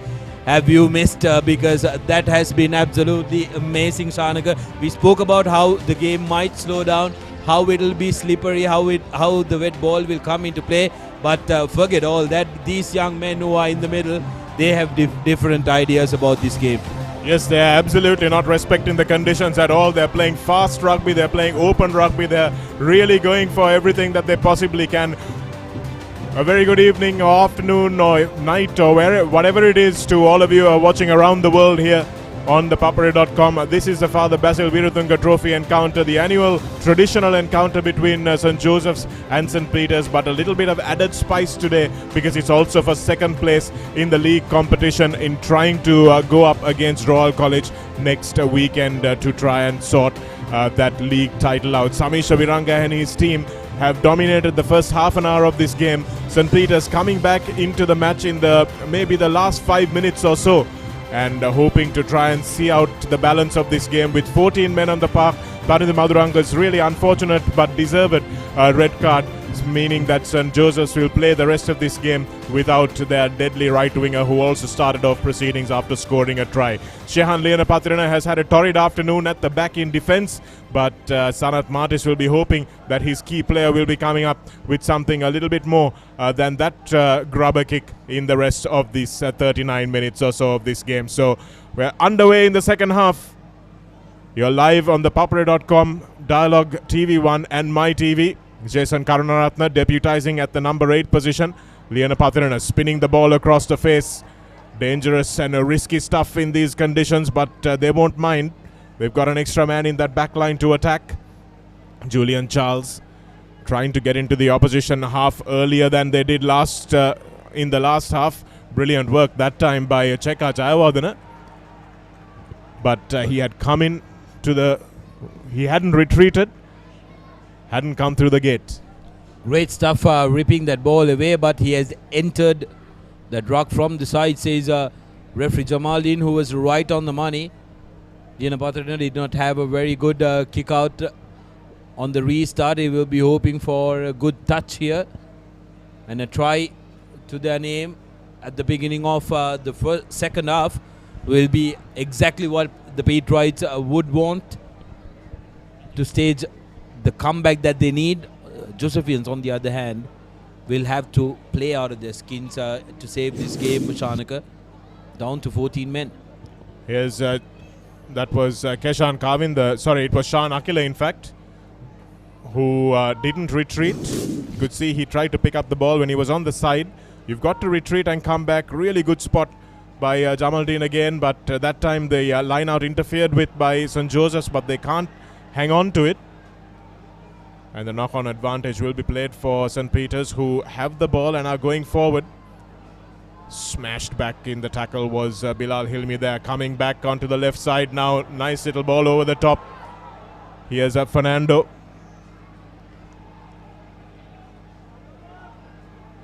And it took about 27 minutes, I think, in the first half for St. Peter's to get into the opposition half.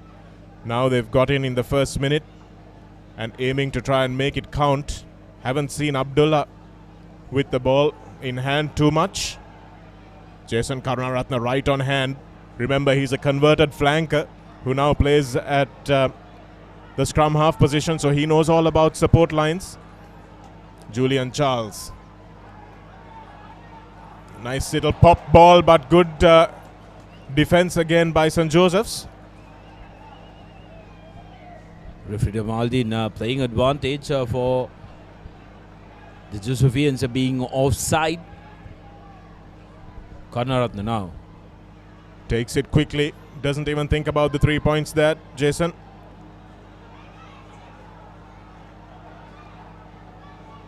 And it's about 5 or 6 meters short of the Josephian line.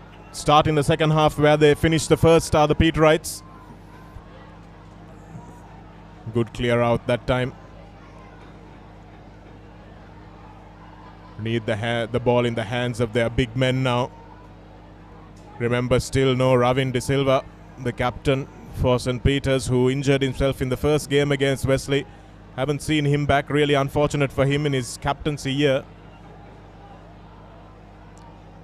But he'll be hoping that the men on the park can do the job for him.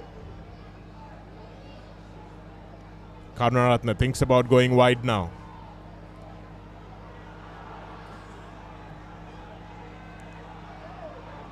Ball goes backwards. And now there's a bit of space. Lianapathirana needs to get it wide. Chose to cut back inside St. Peter's that time. The knee is on the floor, so that's a tackle. Oh, it isn't, says the referee, but that was a Josephian knee on the floor instead. So really good defense there by St. Joseph's. Lianapathirana is not having the greatest of days. He could have given it out and supported the man on the outside, but decided to go himself. Well done by Karunaratne to get the ball out. Here's Lianapathirana. Should have given it out and supported or cut back in. He was in two minds of what to do with the ball and got caught to the oncoming traffic. The winger also needed to hold his width, I thought, there, Sudarshana, on that front-on angle. It looked a decision that wasn't as bad as it was when we saw it the first time.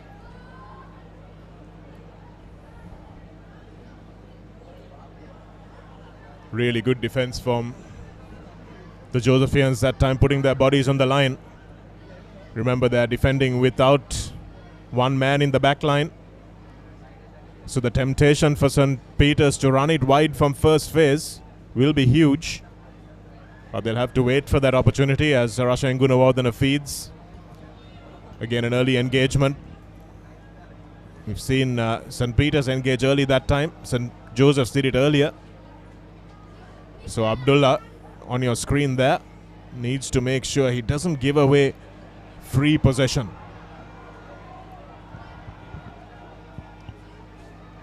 Here's Lianapathirana now on the counter-attack. Here's Fernando now. Fernando with a little bit of space. Doesn't have the pace to outflank the Josephian cover defense. Lianapathirana acting as the scrum half. Good swarming defense there by the Josephians, and again not rolling away, so Karunaratne takes it quickly. Gives it to Madhusanka. Madhusanka barreling into the tackle of Shan Akila. Haven't seen the Josephian forwards running good angles off their halfback. Ball went backwards, and here's Abdullah, the key man with the ball in hand, managing to palm it to back on the floor, but it had squirted forward. And the referee will come back for the offside. Not 10 meters, says the referee, of the initial penalty. Now we'll stop the game and have a word with Samisha Viranga, the Josephian skipper. Too many penalties conceded by the Josephians. We did speak about it at the end of the first half as well. Shanaka, they need to be very, very careful. Next time it could be a yellow card to that man, Viranga, and they wouldn't like that. 10 points to 5. They're still in the lead, though. That's something they need to focus on. The Josephians, Pete Wright, on the other hand, they're all attack. Yes, they've got everything to play for here, St. Peter's. St. Joseph's know that all they need to do is park the bus in front of goal. But that's easier to do in football than it is in rugby. So let's wait and see how this attack goes. They really need to get their line-out ball sorted out. Schools, clubs, national and the comprehensive scrutiny of Sri Lanka's cricket's everything around the wickets, only on Sri Lanka's #1 sports hub, ThePapare.com. Do log into the leader in sport in Sri Lanka, www.thepapare.com, as we discuss how Sri Lanka cricket is performing currently. The team in West Indies. The team in the West Indies and democracy on hold at Maitland Place as well. Lots going on, and around the wickets we'll give you all that detail if you are a cricket fanatic, which many people in this country are. St. Peter's managing to secure that line-out ball, but again it's untidy. I can't help but think they're trying to throw it around a bit too much. Waiting for the forwards to arrive on the scene. I do agree with you, Shanaka. It will be better for them to make use of their very, very drilled forwards, suck in the numbers. Anyway, they have a numerical advantage, and then try and send the ball out. Yes, they're picking it up, and they're very slow off the base. giving St. Joseph's a lot of time to make that first up tackle as in that guard position. As you know, you call the two men who are the first in the line of defense on either side of the breakdown, you call them the guards. So you're allowing the guards to make that tackle and get some ground as a result of it. Here's Vimaladasa now. Vimaladasa looks for the dummy, picked up and dumped once again, but that time brought down safely. Vimaladasa doesn't think so because he's lying there prone, but manages to get up and play on. Karunaratne. Again taken quickly. Again not 10 meters. So will the referee go to his pocket? Here it is, and again an intervention, but have they got over? No, not yet. And it is a knock forward. So referee Jamaldeen will say that advantage was over. Interesting to see if there were 10 meters from that quick tap that Jason Karunaratne took. And again, Shan Akila getting in the way there. He's saved a few points for his team today. Akila has been impressive, isn't it? Hasn't he? He's been around the park, Shanaka, and very good work by him. Has definitely saved 2 tackles for all money. Petrites, on the other hand, yes, we're coming back to the fact that they've been a little too expensive. They're trying a little too much, maybe. If they can go back to the patterns that they played at the latter part of the first half, I think that will pay them better dividends. Samish Viranga kicking the ball to the middle of the park. Liana Pathirana has really been found wanting in positional play today. Trying to run the ball out of trouble. And again, not releasing. And this is a good call, Sudarshan, a call that I don't see made often enough in Sri Lankan rugby. We've talked about it at the last game between Royal and Wesley as well. As soon as you hit the deck, the tackler has to release. It's after that that the tackled player has an opportunity to place the ball. And if you don't, the tackler doesn't release and keeps holding on to the tackled player, that's what slows the game down. And it's good to see Jamaldeen calling that early. Absolutely, Shanak, even in the international areas. And now take a look at this. This is what Shanak was talking about. He did not completely release the tackled player. He needs to show clear daylight between the tackled player and his arms. So very good call. He slowed it down. So I do agree with you. That is a main cause of play being slowed down, isn't it? Huge part of the game in this country, which is why Sri Lankans don't really fare well when you go abroad as well. Rashan Gunawardena, did he knock that ball on ever so slightly?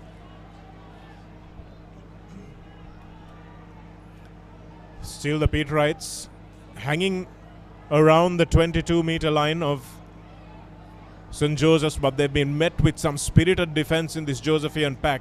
They really haven't given up despite that red card. They've responded with putting their bodies on the line and really making every tackle count, like that one just there from Shehan Iranda, who has been outstanding so far.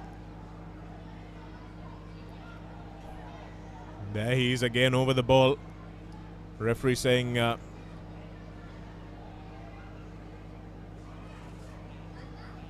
wasn't legal, so they come back for that knock-on from Gunawardena at the back of that line-out.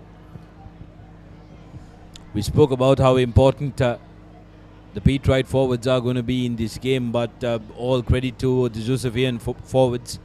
They've been absolutely brilliant.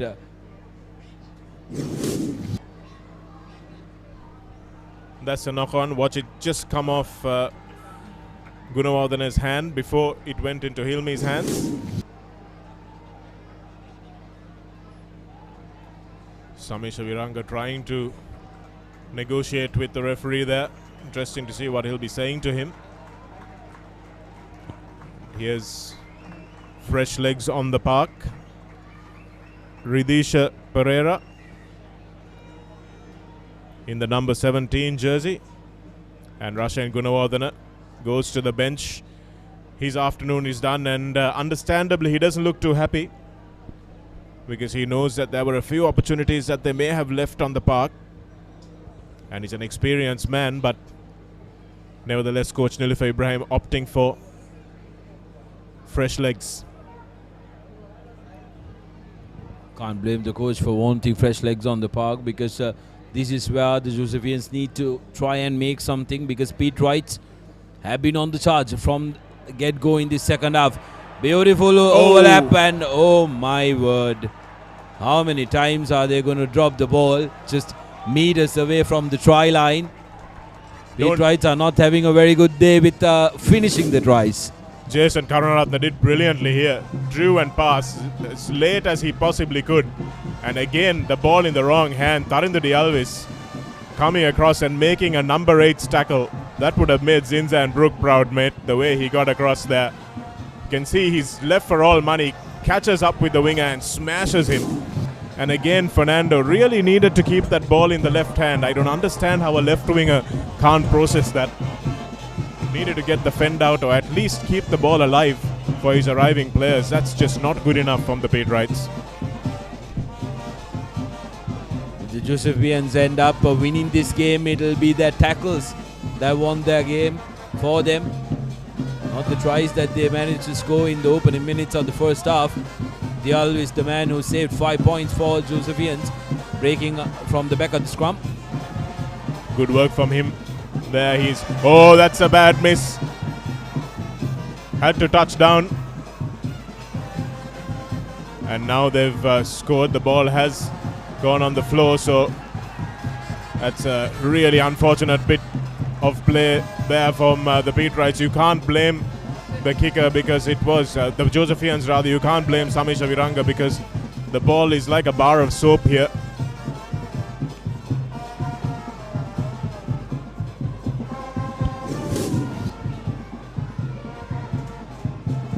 Santosh Algama, in fact, it was. Samisha Viranga did try to keep the ball alive. But St. Peter's will have the scrum and an opportunity. They've had plenty of opportunities since the start of this half. Sudarshana, as we move to our other two games, Wesley have conceded the lead that they had at half-time. It's 14 points to 11.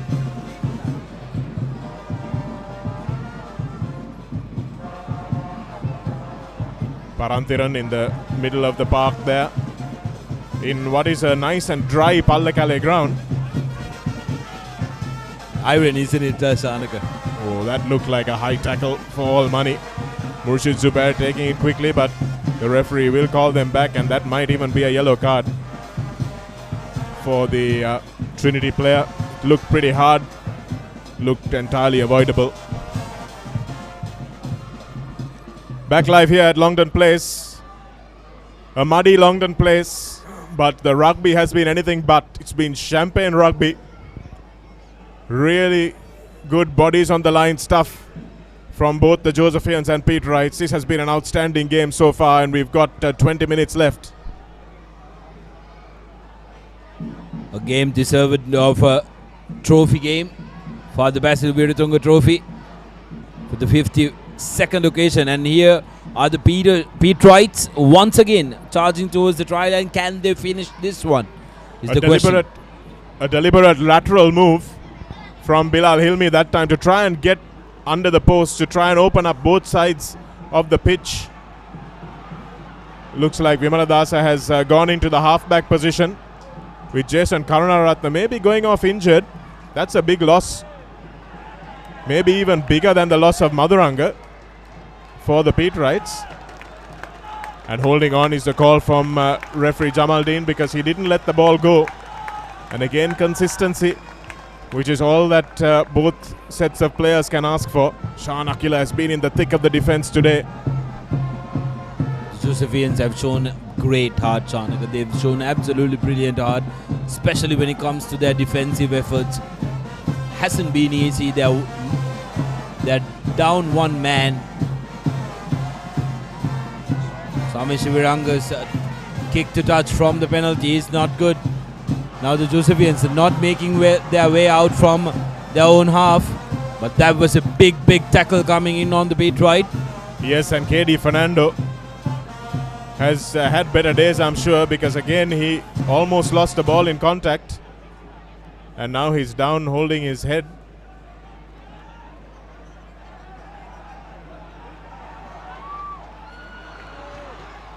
Jason Karunaratne shifting to the fly half position. It's untidy ball. Lost forward on the floor by the Peterites. Yes, KD Fernando, who will do well to hold on to that ball a little bit tighter in the contact. Runs very upright. Look at him go here. He's very upright, providing a huge target for a would-be tackler, and that's exactly what Sami Shaviranga lined up. You could see his eyes light up, Sami Shaviranga's. And oh, that's his mouth guard went flying there as well. And I wouldn't be surprised if there's a check here from Anil Jayasinghe. Yes, absolutely, Shanaga. And that's something I've been wanting to address, because in Sri Lanka we seldom see players wearing their mouth guards, and that is one of the main reasons for main causes of concussion and head injury. So it's something that we need to push back to all these youngsters. Wearing a mouth guard is absolutely essential when it comes to the international stage. You can say you are not used to it, but when it comes to the international stage, that's an absolute necessity, wearing the mouth guard. Certainly is, and I think Sami Shaviranga can count himself quite lucky that that wasn't looked at again. It was a shoulder to the head. And again, for St. Joseph's, it's absolutely nothing malicious in it. It's just the way game of rugby goes, but we're trying to make sure that it's safer for everyone. Royals smashing Isipatana at Havelock Park, 29 points to 0. Superb finishing there on that occasion by Sabit Feroz. And yes, referee Johan Ferdinando giving the try, and this it's a bit of a thrashing. Questions were asked last week when Royal almost went down to Wesley as to whether they could pick themselves up after the Bradby Shield, whether they could recover that intensity. And Dushant Luke's side has shown that they jolly well can. Fernando will stay on against the advice of the medical staff, and they're going to have to drag him off, I think. Once you're suspected for a head injury, it's not your choice. You have no choice. You have to be escorted out. Jamaldeen also insisting that he goes off. I mean, this is not the player's call. And I think the coaches need to impress upon the players that, look, it's not your decision, mate. He's doing some balancing exercises for an HIA.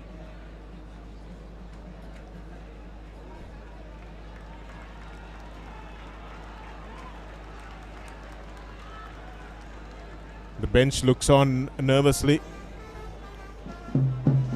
It's just that early salvo from St. Joseph's which has kept them in the lead so far.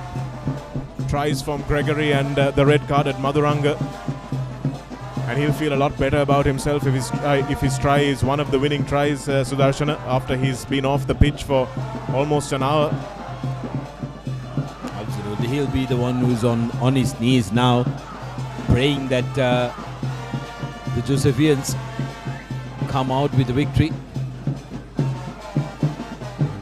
We've still got some time to play in this game as the shadows, well, I would say the shadows lengthen, but the sun hasn't shown for the shadows to lengthen.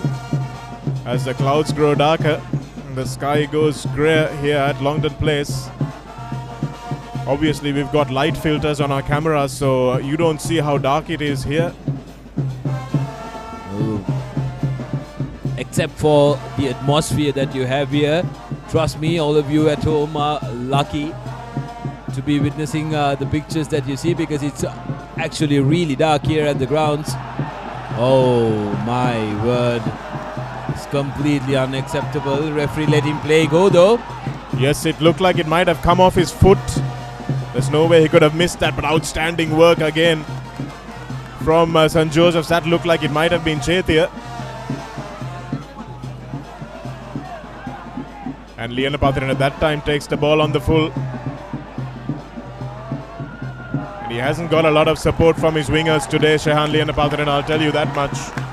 And KD Fernando, I think he would have done his team a favor if he went off and succumbed to that referee's insistence that he goes off. Because he's been getting in everyone's way today, and he's also failed to finish a try. But they need him on for the line out. It's an interesting one where they use a winger in the line out. Anxious Pete Wright bench. That's a very good line out by the Josephians. Samisha Viranga looking for space. Here's the ball with the Josephians for one of the few times in this second half. Yamnu Chetia not been able to do anything with the ball. Shan Akila pleading with the referee from the ground. And again not releasing, says the referee. So St. Peter's will have another opportunity. And despite having the one-man advantage for about 45 minutes now, or maybe about 40 minutes now, Sudarshana, they haven't been able to make the Josephians pay. That's a testament to how well this Joe side has defended.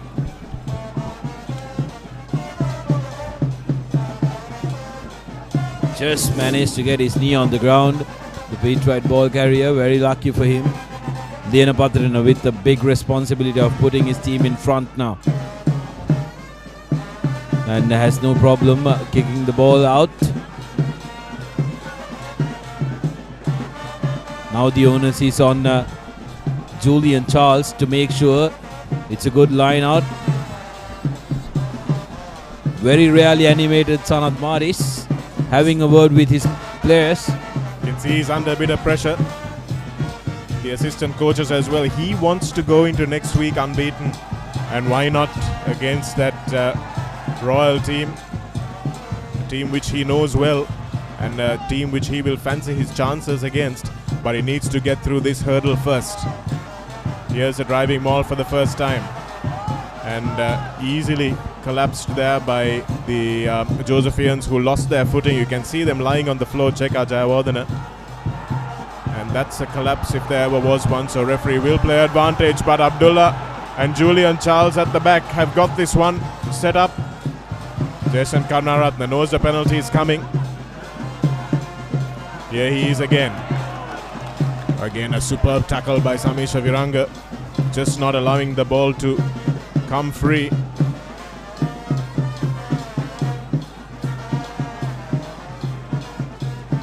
Josephian defensive effort needs to be absolutely commended.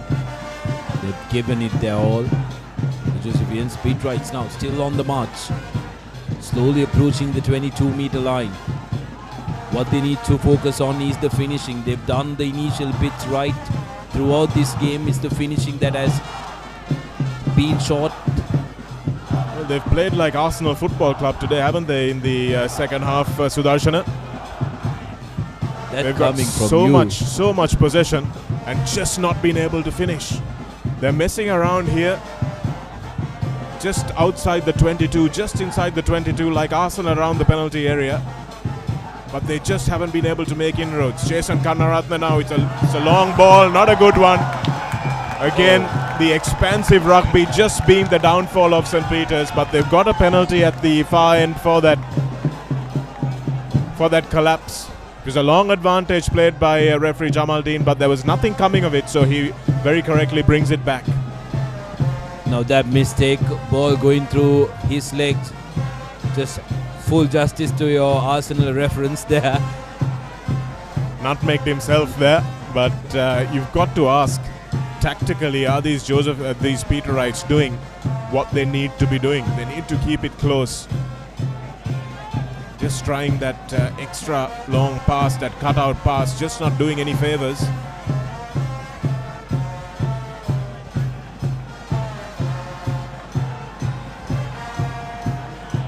We've seen some brilliant tries in this game. 3 tries scored so far. First 2 by the Josephians and then followed by the Pete Wright.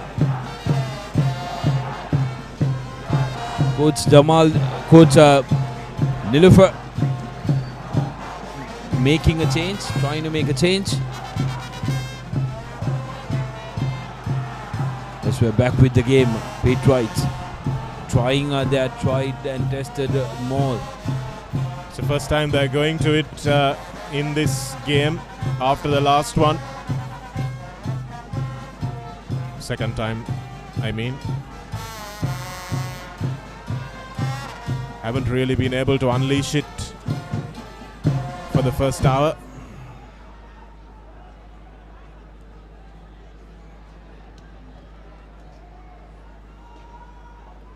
So Josephians knowing what to expect, they've still got to stop it though. Hilmi that time taking it forward. Got to show some patience, which is what St. Joseph's have done. Abdullah, in fact, sorry, that was Fernando.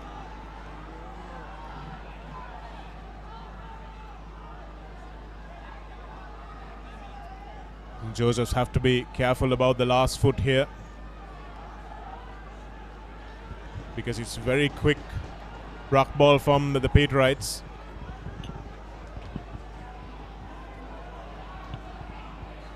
Here's Abdullah, few meters short.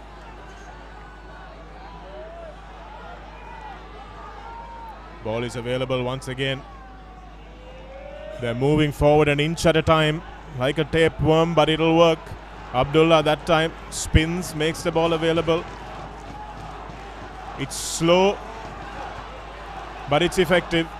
And again, check out Jaiwardhan. Did he come from behind the last foot? Julian Charles, did he go the right way that time? There's space underneath the posts. 4 meters short. St. Joseph's have mauled their way from just about the 20-meter mark. We're sharing our commentary box with the junior players of St. Joseph's and St. Peter's. Their hearts are in their mouths at the moment, as are ours and everyone watching.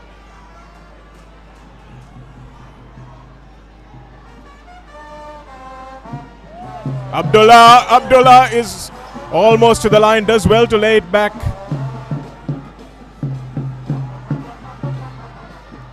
Julian Charles, almost. The ball is muddy. Abdullah goes again, lays it back. Good discipline by St. Joseph's. Tarindudi Alvis in the thick of things once again, making a tackle.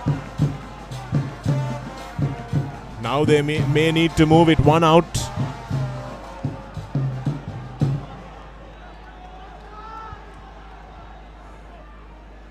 Good discipline again to let the ball go. Akil Jamaldeen talking to the players every step of the way. Ooh, and that's great defense. Great defense from St. Joseph. Samesh Sabiranga takes it quickly. Talk about perseverance, talk about patience and discipline. Shanaka, you wouldn't see anything better than that. To have that discipline, to make sure that you tackle man after man and to get that penalty. Now referee will give the advantage to the Josephians. Not 10 meters, says the referee. The Patriots guilty of not retrieving 10 meters.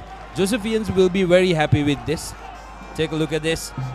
Right on top of the player, and he had to release. He had to release. That was absolutely had to release. Not enough of a clean out there. See some tired bodies. 8 minutes to go, and that would have taken a toll on this Josephian defense.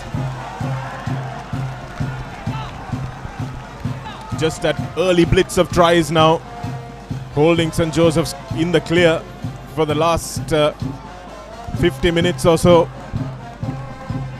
3 tries scored here, and a compilation of the best tries of the concluded week. You can watch, vote and comment, and also don't forget to check out the coming week's tries. Visit now on www.ThePapare.com/rugby, where you will be able to see the tries of the week, and chances are a try from this game will be featured too. My money is on the try of Tarindu Madurangas, where I finished it out. But Pete Wright here managing to Imesh Dissanayake on the park for St. Joseph's, which means that Nilufer Ibrahim is going for some fresh legs. He realizes the damage that would have been done. I'm not sure why St. Peter's haven't taken their 3 points in this game at all. They've got the highest point scorer in the league in their ranks, and they would have had opportunities. Would have been about 14-10 ahead if they had taken those 3-point opportunities. Absolutely, Shanak, especially given the fact that it's wet conditions and you're going for a line out. I think they fancy their chances with the rolling maul, but the Josephian defense has been right on money. Some coulda, woulda, shoulda stuff here. And that's a better line out from, but nicely sacked. Really well sacked that time by St. Joseph's. And they'll go again. The Pete Wrights, I think St. Joseph's would have defended a good 25-30 phases last time. Jason Karunaratne this time opts to go to Vimala Dasa in the fly half position. Just trying to move it to the center. Good counter ruck there by St. Joseph's, just slowing the ball down a little bit further. Pete Wrights have plenty numbers on the open side. What they need is a good set of hands. 2 quick passes and they will be crossing the white line. Here they go. Chance of interception, but not cleanly collected. Liana Patrina managed to recover that ball, and they'll come back for the knock forward. Nice to see that not spilling over any further. Karindudi Alvis really intense with that defensive effort, and St. Peter's are frustrated, so you can see them reacting as well. St. Joseph's not short of a bit of a word. The bench are really, really tense here. They know how close this game is. Pete Wright receiving a penalty. Take a bow for this man down Josephian defense. Sidarshana, again a kickable penalty that they're spurning, but maybe now it's too late. But they had a few kickable ones that Jason Karunaratne took quickly and ran. And that's a brilliant kick by Liana Patirana. Into the last 5 minutes of this game. Samisha Viranga has tried negotiating with referee Jamaldeen to no avail, and now he's trying to negotiate with referee Dinka Piris. Can't blame the captain for trying to milk as much as he can out of the officials for his team. And also at the same time trying to let the clock run, Shanaka.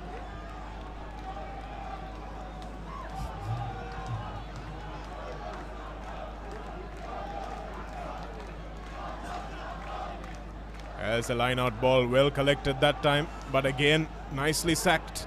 Brilliant sack there. Always a difficult task. You got to get your timing right, but Josephians executing that brilliantly. Fernando that time stepping back, but they've conceded a couple of meters from that line-out. Jason Karunaratne desperately trying to find a willing runner.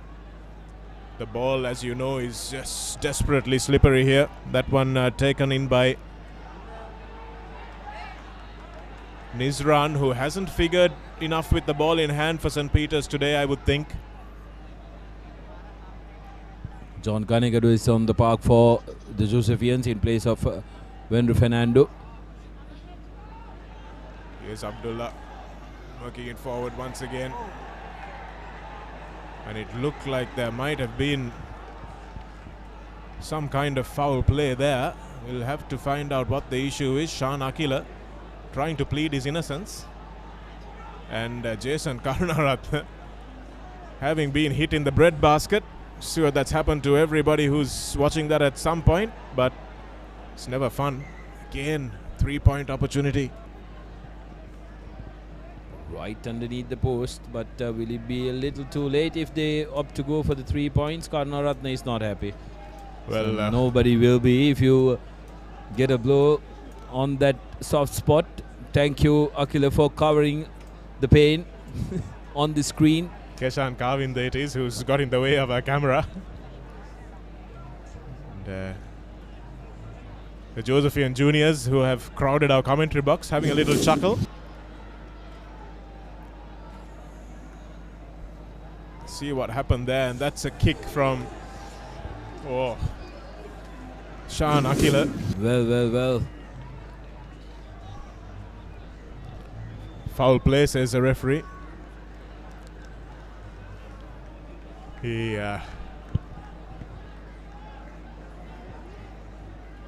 pleading his innocence. I guess Sean Akila will say, I was going for the ball, sir. Well, he did end up. But luckily for him, referee Jamaldin understands that it was there was no malice there. He was going for the ball actually. Well, poor old Jason Karunath limps off with 3 minutes left on the clock. She looks a little perturbed for him.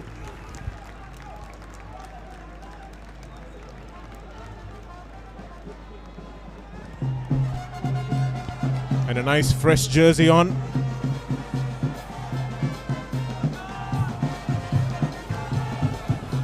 And up in Pallekele, the hometown boys have managed to put some daylight between themselves and the visiting upstarts Wesley. 21 points to 11. And Royal College really putting both hands and a few more fingers on the Major Milroy Fernando Trophy. 41 points to 0 at Havelock Park. This game is far from over. Ball went backwards. The new scrum half who's on the pitch for St. Joseph's is Madhushankar. Of St. Peter's rather is Madhushankar. And it's not an easy time to come in for him. That's a long ball out. Cutting back inside is Fernando, who hasn't had the best of evenings today. Seems like he's a line-out specialist, played on the wing, hidden on the wing. Really breaking through that first tackle was Nizran.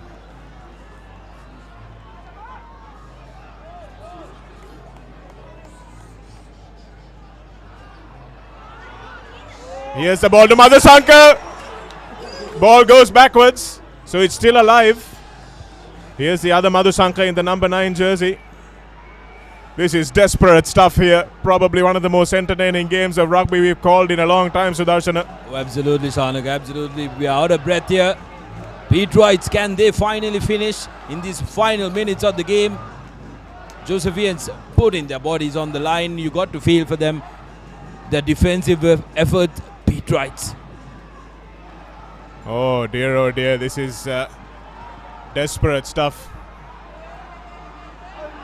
And Kevin Vimaladasa's drop late on in that first half. You called it at that point, Sudarshana. You said, is this a game-defining moment? And indeed it was. Sean Akila's tackle. And we'll have to talk about a man of the match as well.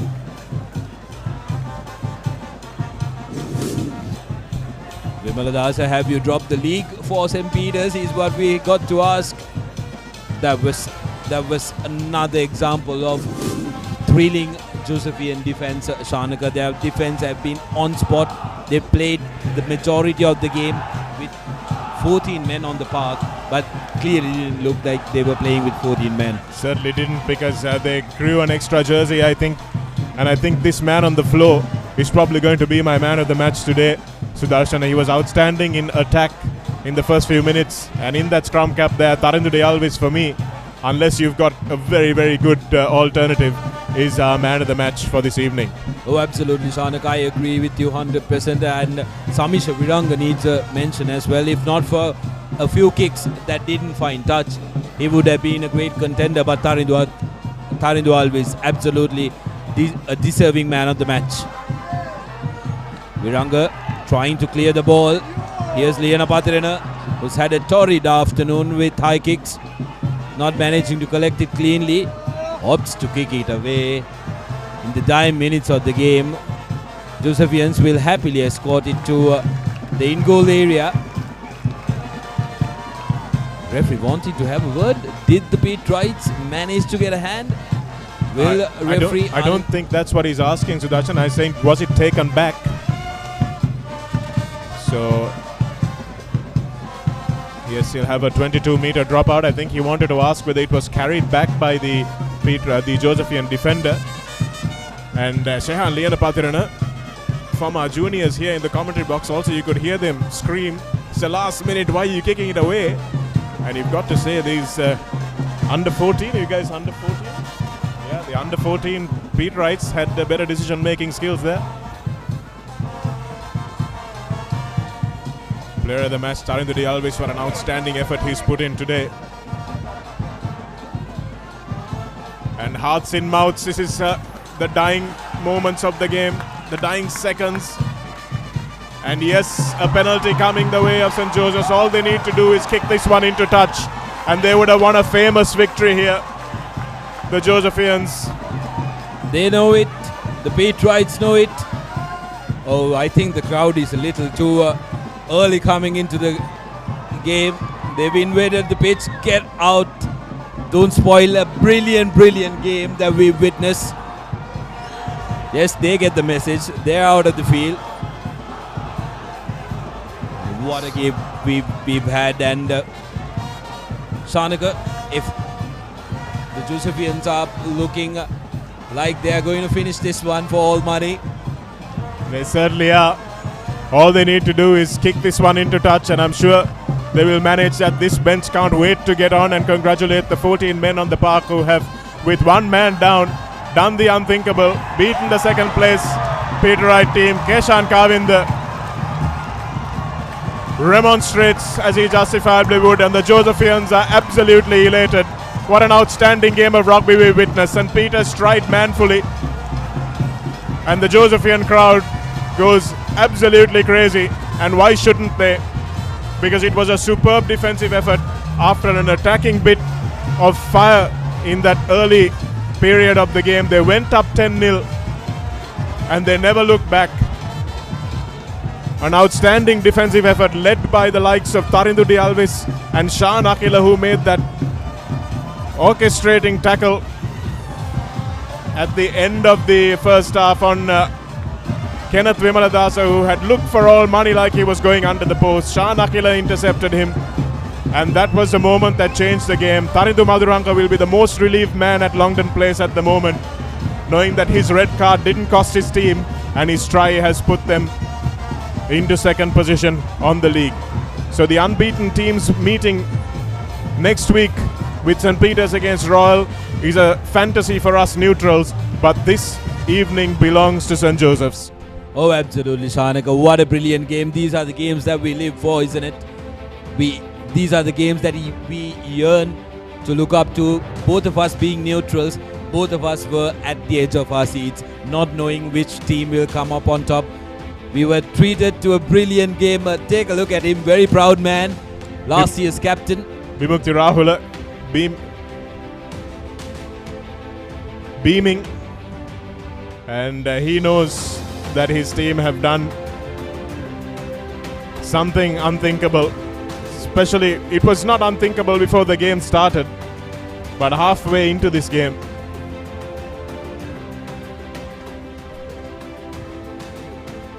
You can see the Pete Wrights with their heads in their hands, as they might be. They had so many opportunities. Even after Vimaladasa's drop at the end of that first half, they had so much territory, so much possession in the second half. They really should have done more with it. Oh, absolutely, Shanaka, because when it comes to the second half, we spoke about how Pete Wrights only managed to get into the 22 meters of the Josephians in the first half in the last 5 minutes. But when it came to the second half, they dominated position, they dominated territory, but they simply could not finish what they started. But the Josephians, all credit to them, their defensive effort was right up there. And here's the full-time confirmation, 10 points to 5. Nothing scored in the second half, but plenty of hearts won by the lads from Dali Road. Great heart shown. Certainly, absolute brave performance. Really put their bodies on the line. And St. Joseph's have now put themselves into a position Sudarshana, if they win next week's game, and if the Peters versus Royal result goes their way, if St. Peters by some stretch of the imagination manage to beat Royal College next week, then they will end up champions. So they have put themselves in pole position to end up as champions. You can see the Josephian crowd, and you can see a good clean celebration here, which is what we want to see. And let's also spare a mention for the man who was under so much pressure coming into this game. I thought Akil Jamaldeen had an outstanding game, assisted very ably by Anil Jayasinghe. Oh, absolutely, Shanika. Like we mentioned, we mostly don't talk about when referees do get it right. Take a look at him there. He was talking to the players throughout. His referrals to the TMO was right on the money, and he was consistent with his calls as well. Yes, there was a red card incident, but unfortunately it had to be a red card. There was no way around it. But that man who delivered that tackle is the one who was judged the player of the match. Tarindu Alves, another one by him. So basically this highlight reel is a justification why he was judged the man of the match. And also, let's not forget how orchestrative he was in the moves that led to the tries being scored.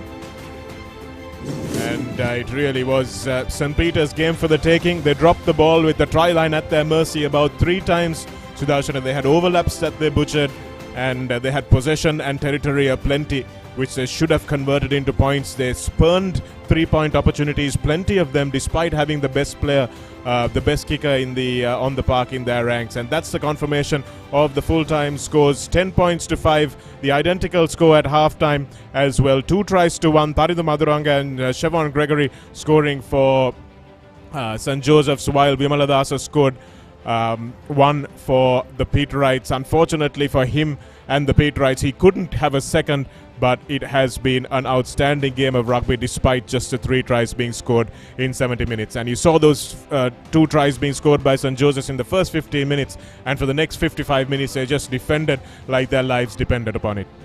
Full-time scores from Havelock Park. Isipatana, 1 for the road. They've managed to get 1 try, 7 points to 41. So Royal go marching into the final week of the Seeker Schools Rugby League unbeaten, and up in Pallekele, Trinity College 21 points to 11 keep their hopes alive for knockout qualification. Remember, if they lost this game, they wouldn't have qualified for the knockouts.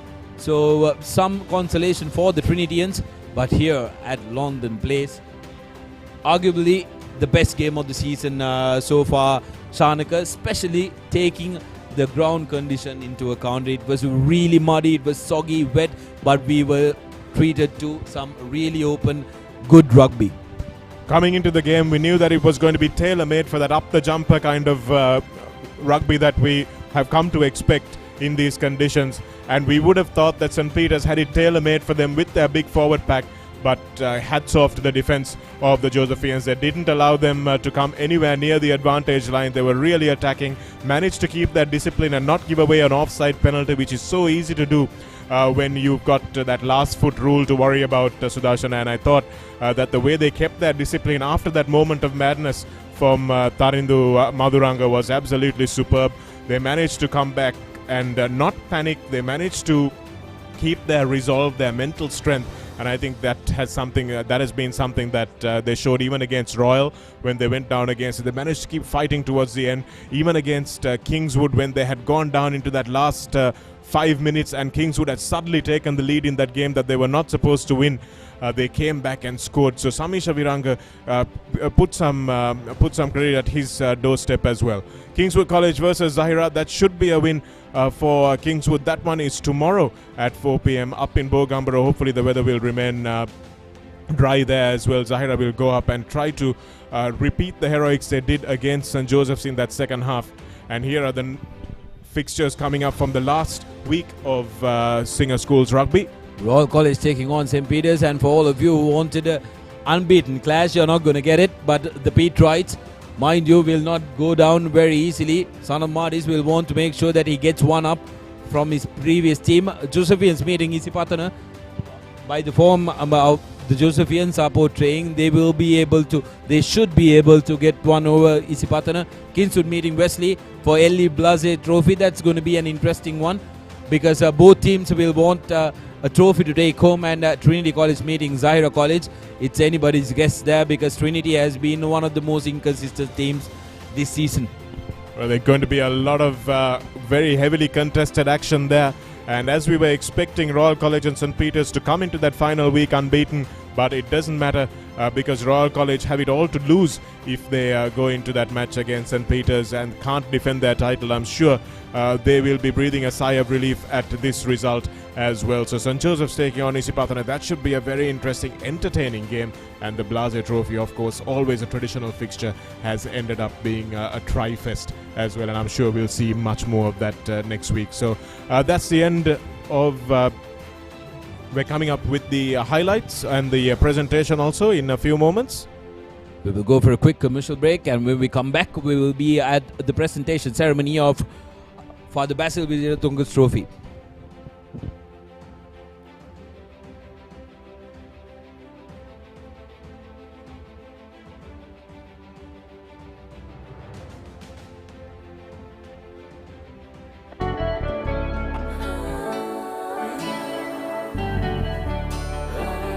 සතුට බෙදන නම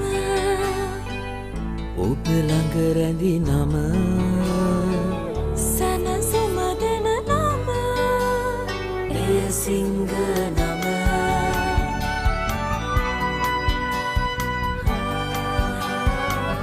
මිහිර මවන නම පවස නිවන නම සෙනෙහ බෙදන නම එය සිංහ නම මුළු පවුලට සතුට සදන සිඟ අත විශිෂ්ට විශ්වාසය.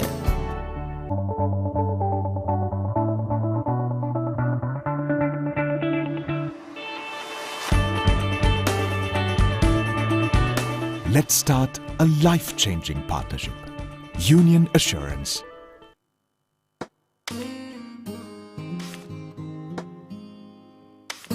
Isn't it time to grow up?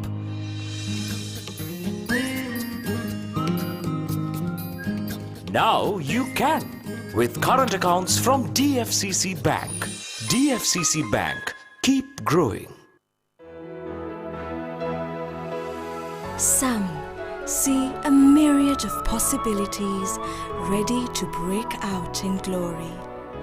The choice of every Sri Lankan, no limit. ශ්‍රී ලාංකීය ටෙලිවිෂනයේ මීළඟ පෙරළිය MJ and JQ Shopping TV. උසස් තත්ත්වයේ ජපන් නිෂ්පාදන පහසු මිලට වට්ටම් සහිතව. ගෙදරටම ගෙන්වා ගන්න සෑම දිනකම දැසන 10ට MJ and JQ Shopping TV බලන්න. Dialogue Television, Dialogue Now, channel number 106.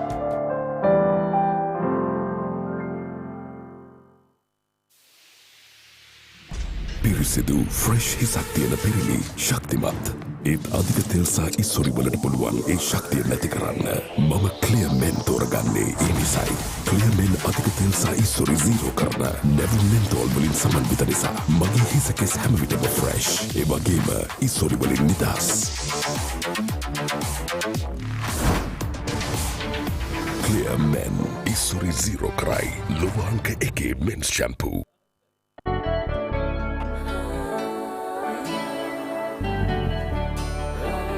සතුට බෙදන නම ඔබ ළඟ රැඳි නම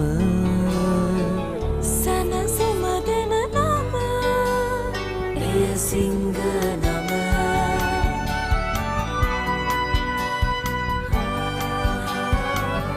මිහිර මවන නම පවස නිවන නම සෙනෙහ බෙදන නම එය සිංහ නම මුළු පවුලට සතුට සදන සිඟ අත විශිෂ්ට විශ්වාසය.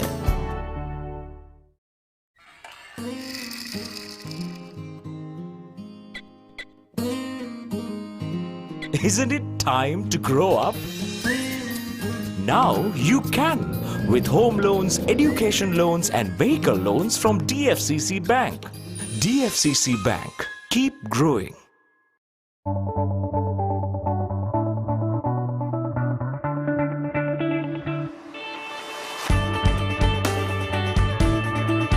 Let's start a life-changing partnership. Union Assurance. Sam, see a myriad of possibilities ready to break out in glory. The choice of every Sri Lankan, no limit.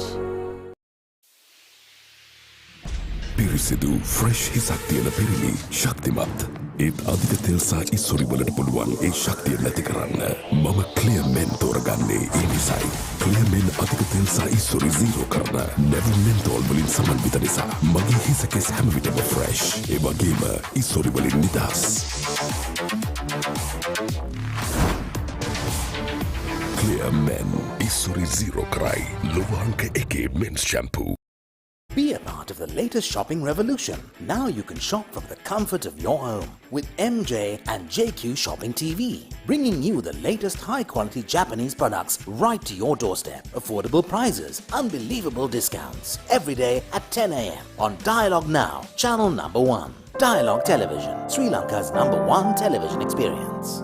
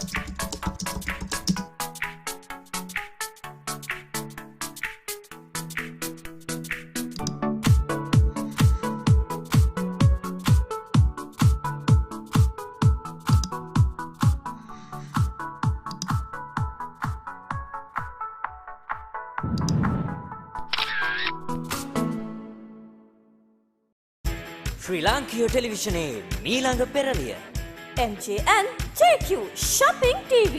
උසස් තත්ත්වයේ ජපන් නිෂ්පාදන පහසු මිලට වට්ටම් සහිතව ගෙදරටම ගෙන්වා ගන්න සෑම දිනකම දැසන 10ට MJ and JQ Shopping TV බලන්න.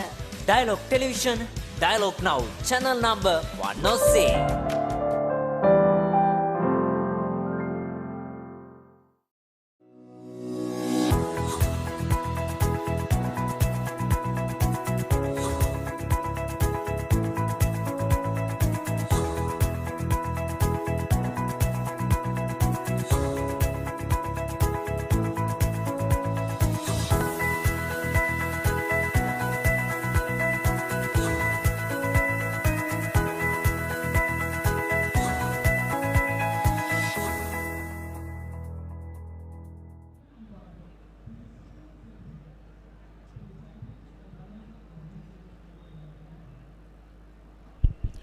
We've just witnessed an outstanding game of rugby, probably the best one that we've seen so far in this Singer Schools League 2018. Is hotting up towards the business end. Last week will be the final week of the Singer Schools Rugby season 2018, and only one unbeaten team remains. Can they remain so at the end of the league as well? And that is Royal College, who beat Tisipatana by 41 points to 7 earlier on in the day. And from another result as well, up in Pallekele, we had Wesley, who travelled up pretending to try and take that throne off the hometown boys, but they couldn't do that.